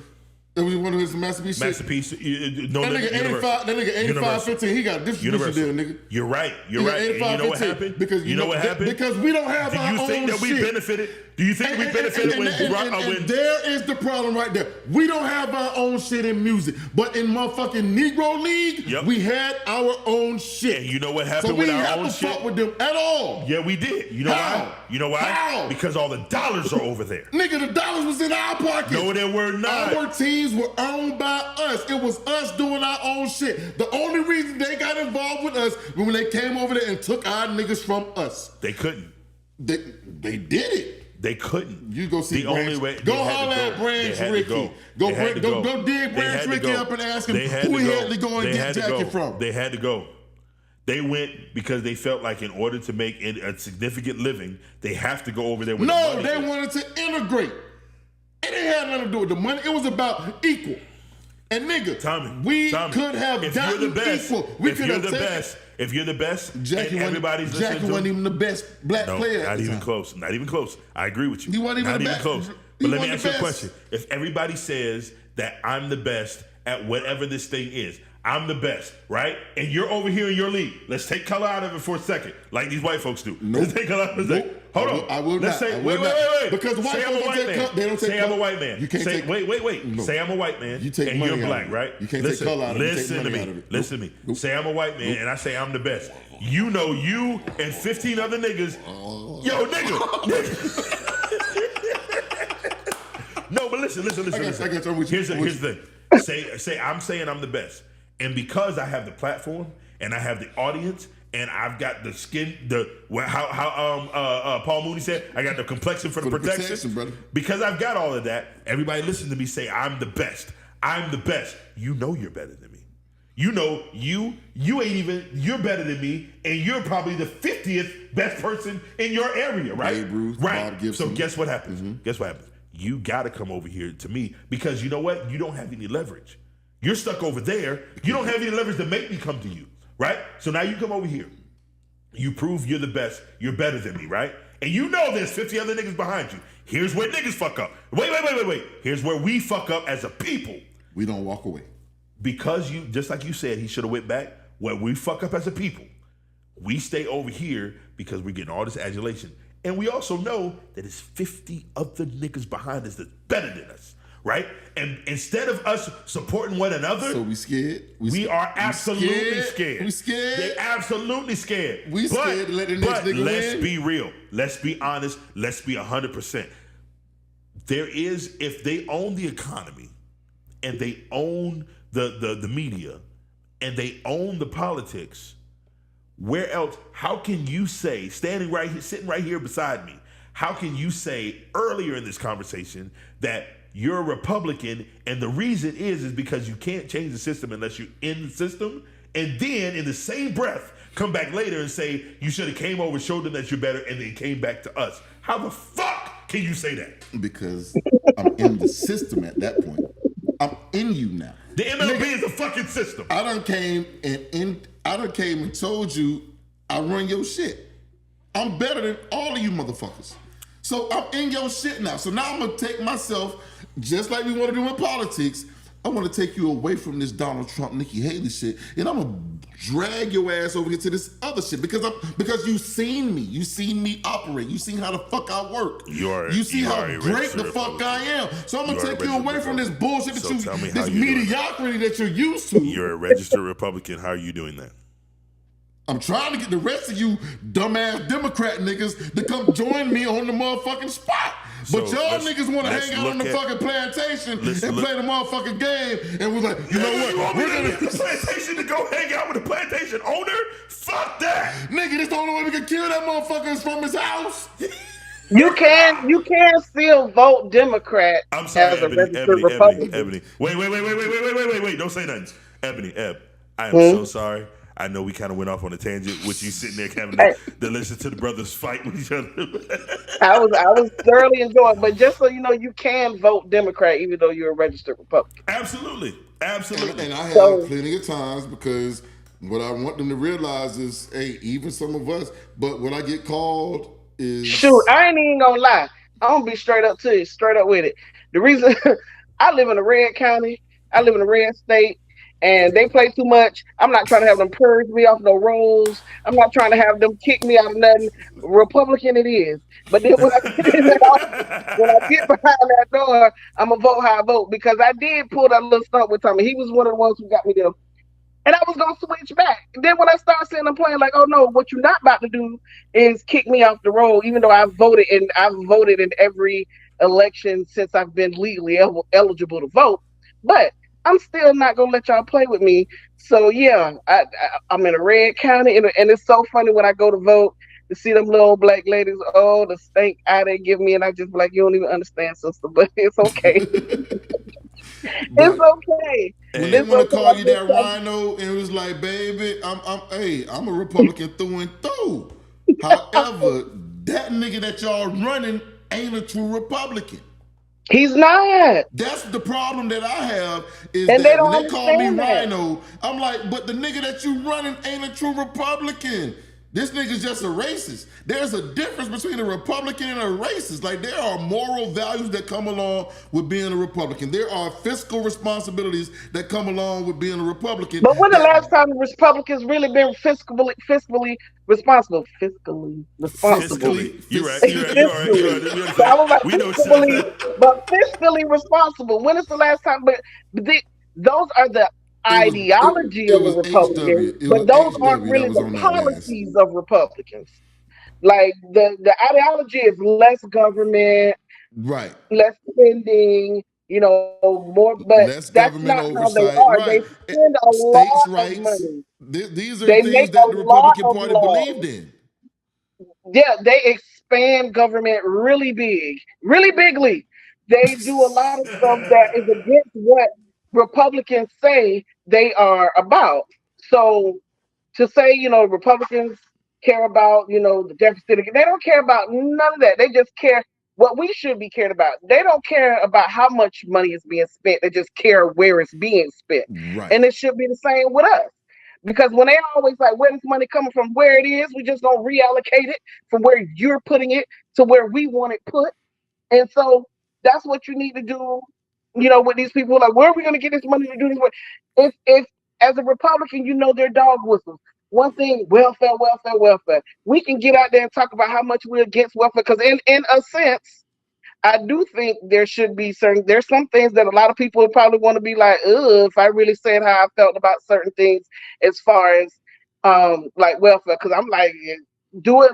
In some instances, if you ain't put in, you shouldn't really take out. In some instances, I'm not talking about like if I you've was, been my, injured or hurt, my take but on like when welfare you and the way just that we getting need to pregnant, reduce if that. you just getting pregnant and it's like, oh, but you can't starve the baby, okay, y'all got mad at Killer Mike. I don't think that was really a thing for child support, but that is a thing for as far as being in the system of being on welfare. Like, okay, you 16 and pregnant, bruh, you gonna have to pay for this baby if she You decide to keep it. you So know you you knew remember I was gonna run for president in 2036 and I fell off my shit. But you knew my whole I'm sorry. campaign Wait. my whole campaign What? was gonna be welfare reform. What? right, Oh nigga, right. about But 16 you years can ago, make nigga, that I was on it. argument. You can make that argument. You can still use those funds that they would have been using for certain types of welfare, and you can reallocate it to put it towards things they still gonna need. Because if you're gonna be, like I said, if you're gonna be, you decide you're gonna keep the baby, you're gonna have to feed that baby. So you need to go to work. You need to, get a skill. You can, and I know in the state of Florida, you can go to a trade school while you're in high school, and you don't pay. You don't pay until you have to take that state board. So it's ways around them, and it should be, instead of saying incentivize more so, it should be like, if just like how you want this welfare or you want this, I don't like to use that word, but I'm just using it for the sake. But if you want this welfare, you're gonna have to get this turn test. He gonna have to be put on child support. Da, da, da, da. Okay, if you want this welfare, you, ma'am, or him, sir, both y'all gonna have to either get a trade, go to community college. You're gonna have to do something that's gonna allow you to be able to feed these children Right. that you want to have. That there's no way around you having to feed that child. That's my So whole what we platform. can say as a Republican, we know those dog whistles are welfare reform. So we'll get who we need behind us saying we need to reform welfare. But then also when we're saying that behind closed doors, we need to make sure rewrite into legislation that the money still stays with these people that we are making it seem like we're taking it from. It's just being reallocated for different stuff. Instead of you getting all this money to pay for your rent and pay for your lights and all these food stamps and all of that, there'll still be some of that. But then what you're going to have to do is you're going to have to go get this trade. I think You're I do going to want have them to to go still get get their this food whatever. stamps. You're I going want to to have keep to getting go their food get this stamps. job. Personally, I want them to keep getting their food stamps. And I don't know why I keep saying this out loud and in public, but I want them to keep getting their food stamps. That's all I'm going to say. That's all I'm saying. You know keep what? getting their food stamps. He said he wanted them to keep getting their food stamp. But listen, I do I want to didn't say say this. take it away from them. I didn't say take. But listen though, if you, all of us are in here married. If one of us had a baby, our income, our pay doesn't go up because we had a baby. You might be able to do That's some taxes, true. but your pay does not go up. And That's then if you have true. another baby, your pay still doesn't go up. So with the whole, Unless you're on but welfare. your food stamps continually go up, and we're like, but they got to feed those babies. But okay, they need to go to work. So it's like I'm not saying take it from them, but I am saying cap it. You know what I'm saying? So I am let me saying point cap this it. out to you. Because the money that goes into the food stamps will be reallocated for them to use to go to school since we're saying you need to go. No, you We're don't get to tell using me it where to to go. do that. No, they Huh? don't get to tell me. They don't get to tell me I got to go to school. Here's the problem. Don't go in and you ain't getting these food stamps. Right. So if I don't go to school, I don't get the food stamps. So what you're telling me is that I've got to go into a white system and be indoctrinated with a white curriculum You go in into order for it. me to get it. No. If you go into trade school, is learning how to be a diesel mechanic going into a white system? Because you can go learn how to be a diesel mechanic and go start your own diesel mechanic at your black-owned business.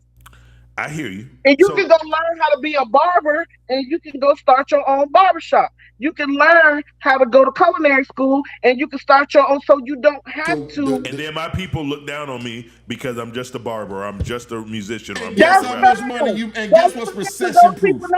When your ass go out, when you go to your job and them motherfuckers fire the rest of them motherfuckers, guess who coming to your house every 2 weeks? Who? Niggas. Cause I need a haircut.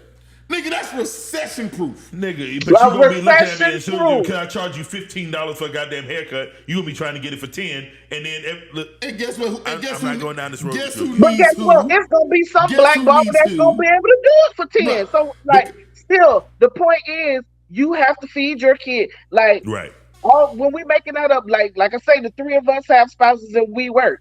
Right. We have to go to work. Are we saying we got to go to this white system and make money so we can pay into this white system to keep our mortgages and keep So the same thing. They're having kids. They need to feed their kids. We can assist with them feeding their kids, but they got to go to work like the rest of us have to work. And they don't. Listen, I agree with you.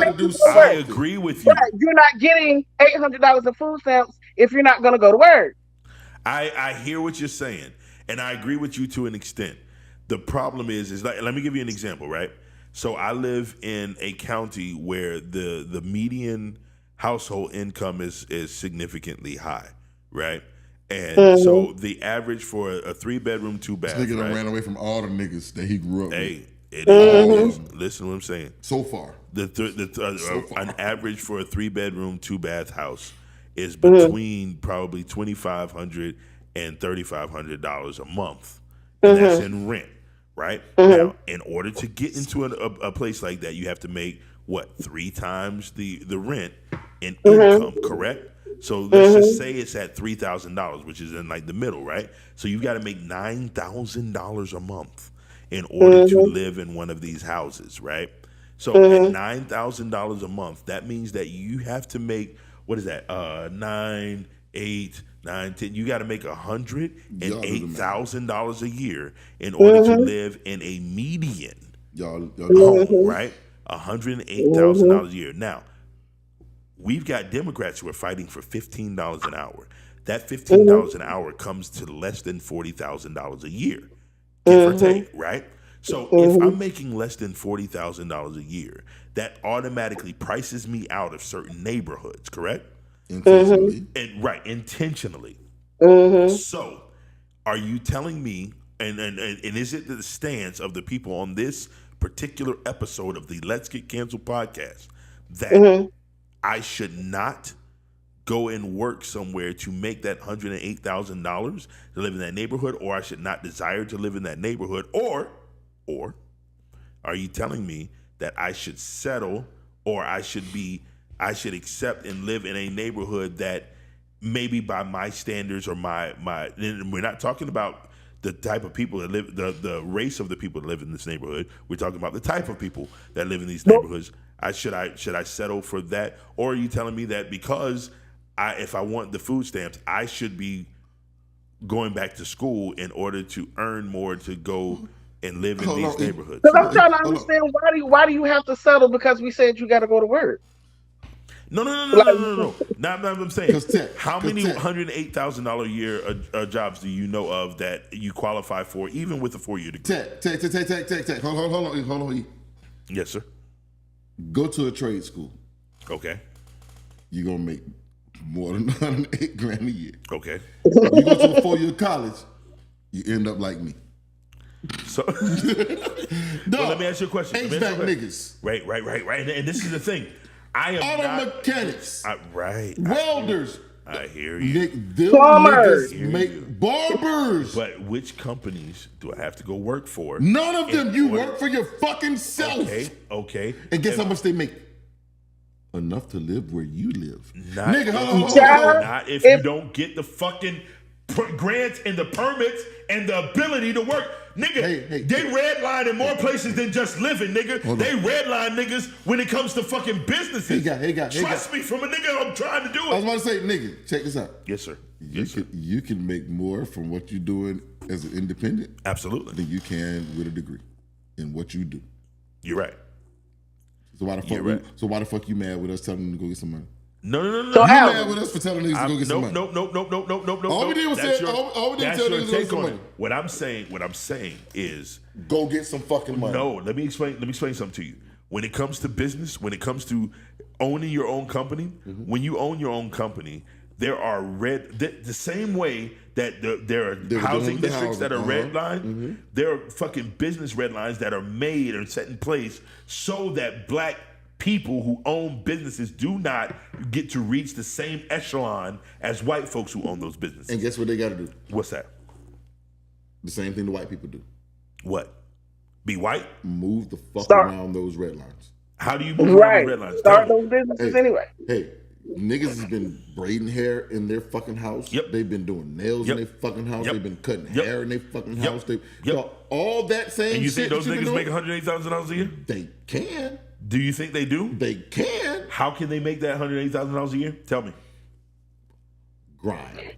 How? What do you mean grind? What do you mean? Dog, hold on. You know how much? Because you sound real Republican right now. I'm 100% one. So what you're saying? This sounds real. Pull yourself up by your bootstraps type shit. Dog, we got a cousin right now. I'm gonna tell you how much. I'm not gonna tell you how much money this nigga made cutting hair in the dormitories during college. But I'm gonna tell you. I know which nigga you talking about. Exactly. But nigga, all you got to do is, hey, I'm gonna be here from this time to this time on Thursdays, Fridays, and Saturdays. But you know what I'm charging $10 a head. You know what he did though? What happened? He gave niggas a service they needed. And niggas supported him. This is my problem. Niggas aren't supporting we should. You know why niggas supported him? Why? He was great. He was good at what he did. He was great. But I can guarantee he gave niggas a reasonable this price. Nigga. Hold on. I know this nigga that you're talking about. He didn't bully everybody. He didn't bully everybody. It was a big ass nigga. But he didn't bully everybody. Right. He didn't bully everybody. You can't tell me that his customer service was that nigga would put his dick on your leg. While he was cutting your hair. Pause, nigga. No, ain't no pause. Nigga. Ain't no pause. This is the God's honest truth. All right, so listen. That nigga gonna show up in some. I hear you. That nigga gonna show up in some goddamn ball shorts and put his dick on your leg while he's trying to cut you. Listen, I'm gonna shut him up. Let me shut him up. Let me explain something to y'all, ladies and gentlemen. Thank y'all. Listen. Hey, listen. I'm sorry. Listen. This is what I want to say. First and foremost, Ebony, thank you so much.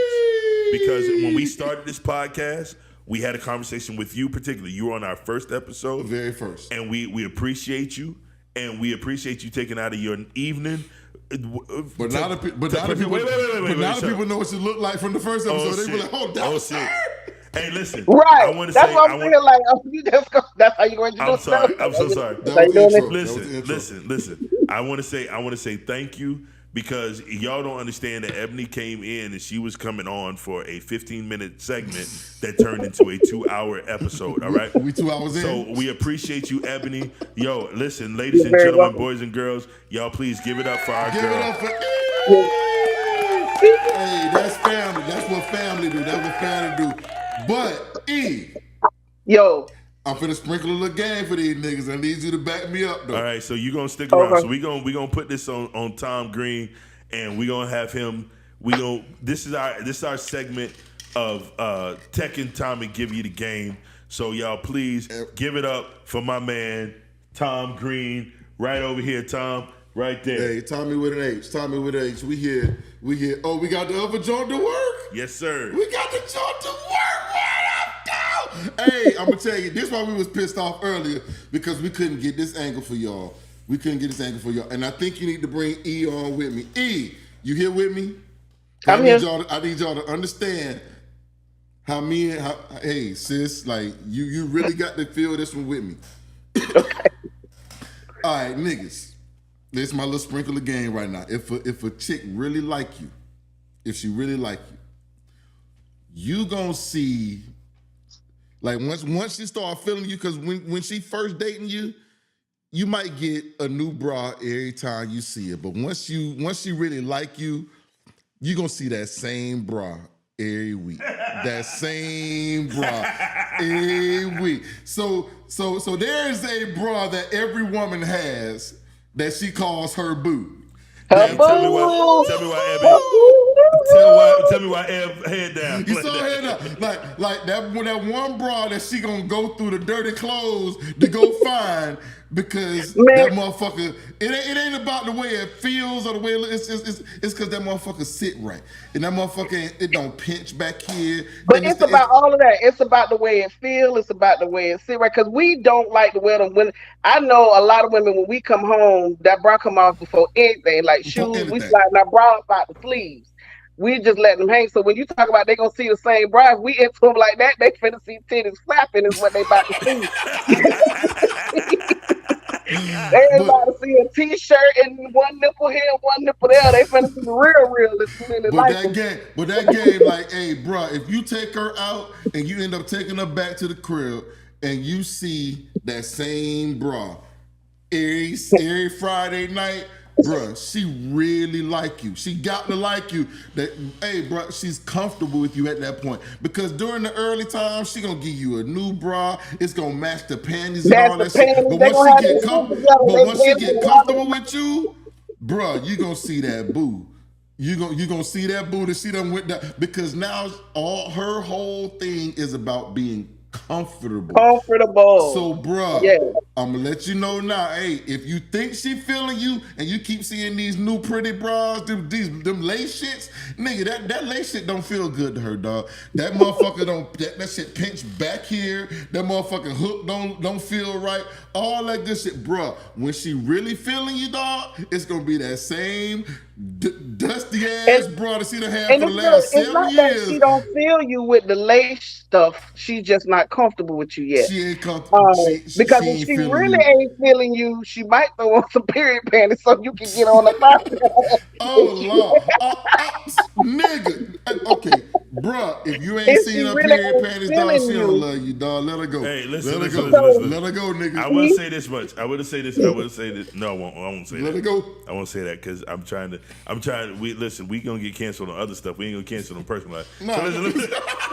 no, do not. Listen, you do said that. man. Don't if do she that. ain't Yeah. feeling you. The lace just means she not comfortable with you. She gonna match. She gonna have on a nuts, and then other than her just throwing it on for Even special if her occasions. titties don't sit up right, That she means gonna do it that means she not comfortable. because But that if she get boo, naked, it's gonna look good, nigga. that When boo, she like you for real, she don't care if it look good, nigga. All she wanna do is make sure that motherfucker feel good, dog.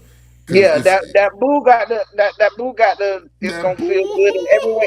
It's gonna have them sitting, but it's gonna also feel good on your shoulders. It's gonna feel good on your back, especially if you're somebody who probably a little, I guess, blessed in the chest. Nah, You love Not him. the blessed in the really need chest. that Bless. I love. like that. Love him. Love him. All right, so look. So I bought you on here because I ain't want motherfuckers because I've been giving game for the last couple of weeks and niggas been talking to me like I don't know what the fuck I'm talking about. So I really wanted to make sure that the shit I say, like I got some validation behind the shit I say. Like everything I tell y'all niggas, it ain't just me talking, dog. This shit's been tested. This shit's been tried and true. And now you got a woman that let y'all know this shit for real, nigga. Tell them motherfucker, every woman has a boo. Every woman got a motherfucking bra she will dig in the goddamn dirty clothes for to get. Tell the truth, Shane the devil. I mean, I dig it up and throw it in the washer right quick. That'll be that one that I have one piece of clothing in the washer because if I have to Go put on watch the that man brush, buy his goddamn shit. That because motherfucker if get some I have to put on the brush, 'cause woolite in a goddamn cold tub of water. Not the white woolite, nigga. Go into the woolite. We gonna get some she really woolite in a gonna sink full always of try to water, find but I what got to it's not have doing. it. Cause that's my boo. That's my boo. My boo. So, What? bruh, if you Exactly. see that same bra week after week after week, I don't want you to get mad with a chick. Like, damn, dog, she ain't even matching. Hold up, what T.I. She say? like you Match for your real. bra with your panties, get your shit together. Get your Nigga, shit if she ain't got together. that shit together, she love your punk ass, nigga. She likes you. She like you. You might be winning, nigga. Don't listen to T.I. Listen to Thommy. Right. Listen to T.I. Cause T.I. wants you to get a bitch that want to spend your fucking money, nigga. I'm talking about a motherfucker that's gonna love you for who you are. Love you for you. So let me get this straight. So if I'm dealing with a female and I see the same bra repeatedly, and it's not one of them pretty Victoria's Secret bras. She comfortable. This one of them Walmart specials. No. It ain't gonna be from Walmart. Walmart shit's tear apart. Okay. It's gonna be a Vicky or what's Lane Bryant. It's gonna be one of them. It's gonna be one of them. Not the Lane Bryant. Especially So she got real big if she blessed in the chest. Yeah. Nigga, it's gonna have some braces on the back of that bitch. Nigga, it's gonna be like it's gonna be the one with that thick joint. You gonna need something to hold on the them back things end. up. It's gonna be like this. I got you. Yeah, but Not one of them ones that you can just real quick just snap off. If you can do that right there to it. That ain't the one. No. All right. No, I cause don't she know ain't how many comfortable in women. that. She ain't I don't know comfortable how in many people now would admit it, but them old school before it closed, the nigga really used to find booze up in Sears. I ain't gonna lie, they used to have them. No. Niggas used to have for real, and they was always on sale. Oh man, you can find some good If booze that up in there. motherfucker ain't got 4 straps on it, nigga, she ain't comfortable, dog. Them titties holding that bitch down. I can judge how much a woman cares, baby, about the amount of snaps on the back of her bra. Depending on how big her titties are. Because if she got titties like mine, 2 straps gonna take it. Right. But if she got titties a little bit bigger than mine, it's gonna take a 4-piece. You're gonna take a 4-piece. So once you look back there, she really love me if she got like that whole joint about that right. big. It look like she been locking doors. Right. Hey, listen, man. Hey, Tom, Tell bro. Tell you the real. Hey, listen, man. We have been here. Another special big thank you to our special guest, Ebony. Yep. Shout out to the homie. Listen, that's family right there, man. That's the That's fam. family right there. I'm gonna tell y'all like this. I met Ebony through you. Yeah. I met Eb through you. That's sis, man. That's sis. I was, and the thing is, I don't know if Eb remembers this, but me and when I was 16, 17 years old, we talking about. I'm in high school. She was the one that was bringing you down here, down to Orlando. She bumped me to the O to see. Yeah, she bumped me to the O. And we kicked it. And when I tell you we started out, and it ain't been nothing but fam and love ever since. Ebony, man, I love you, baby. Yeah. I love you to death. I All love right? you back. I love both of y'all. And we thank Straight you up. so much for coming on with us tonight, man. It was You'll a be back. You'll be pleasure. back because the election coming up. Oh boy, listen, Man, the cause closer we get to I ain't gonna November. lie to you. I ain't gonna lie. I'm a little bit nervous because I hope people don't bullshit because we don't need him back in office. Because if he That's gets true. back in there, he's gonna start putting stuff in. I the people who need to fuck around and find out are gonna make it bad for us because we gonna find out stuff we already know about, and they don't believe what can really happen. So I'm just saying, when it's all said and done, all BS aside, Mhm. y'all better be serious about because y'all act like this wasn't a country that literally had you shackled for no reason other than Say that. the color of your skin. Say This is that. literally a country that will feed your baby to alligators. This is literally a country that will burn your body alive and have you It hanging because somebody have done said it. that We you have looked done at it. them. You didn't say anything to them. You looked them in their eye. And Right. some of those people, even though they are gone, their spirit live in their descendants. Say Have that. done it. And Straight up. we need to be serious. Like all jokes aside, and all day. So we're not being victims. We're trying to keep from being them. So just understand. It's some people that are they're just diabolical. There's no other way around it. And you know what? You know And what? we You're need to quit absolutely right. playing with them. We need to quit playing with them because they're not playing with you. They And at all. you are absolutely right. And the thing that I think we all need to get on board with, we can have honest discourse. We can have honest disagreements, but we have to realize that we have a common enemy. And that's one thing that the other side has mastered that we have to Hmm. understand. I don't have to throw you away because I disagree with your point of view. Exactly. What has to happen is that we have to understand the things that absolutely cannot happen. And if we can agree on that, then everything else is up for debate.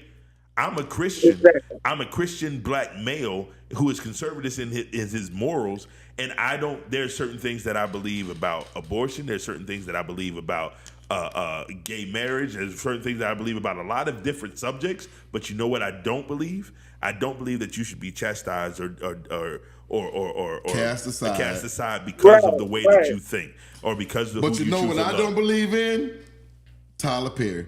We'll get back to that later. Hey, listen, man. Oh, All right, so that- listen, Ebony, thank you so much, baby. We love you. We gonna love bring you. you. No, she gotta come back that's for that another one. shit. You That's coming what. back for that shit, nigga? Yeah. Now, We'll if come you back. want to see me and him doing what you and him did, yeah, that's the topic. Uh oh. Uh oh. Um, I don't care. That's back because I do to him what you said.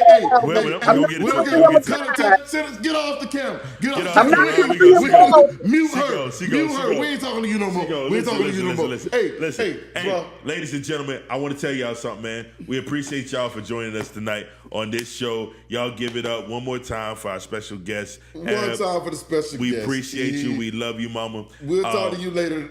Don't call me after this shit over is, nigga. I already know your ass gonna call me a fuss. No. It's hey, all B. Hey, B. Hey, talk to your old lady, nigga. Hey, so listen. So we still got shirts that are available. We got shirts. So make sure that you DM us, hit us up on any of these platforms to find out how much for the shirts. $25. All right, so he let it out like that. $25 for a t-shirt, the Let's Get Canceled podcast. That's what we do. Listen, we back at it again. Next month, we're going to be together again. In 2 weeks, you'll see another show that pops up on your timeline. Please, if you like what you're seeing, man, and you want to hear or see more of this type of stuff, man, make sure that you subscribe on whatever platform you're watching, and definitely on YouTube, man. Hit that bell notification so you're notified every time that we go live. Make it happen. Right here, all right? We appreciate y'all. We appreciate all our one time for our black-owned liquor company for the evening. You know what I'm saying? BSB. He ain't like it. I like it. So you go ahead and get your choice. For y'all, though, This is up to Jamie Foxx. All right, so listen. Wait, don't take that shot yet. We're going to say goodbye to the people real quick. Hey, listen. Hey, man, I don't think we got canceled yet. So, cousin, we got to do it again. We got to do it again. We got to do it again, man. So that's it, bro. We out of here. Thank y'all for watching. Thank y'all for tuning in. Straight up. Hey, salute, cuz. Love you, boy. Love you, boy. All right. Love y'all. Y'all be out. Y'all, peace.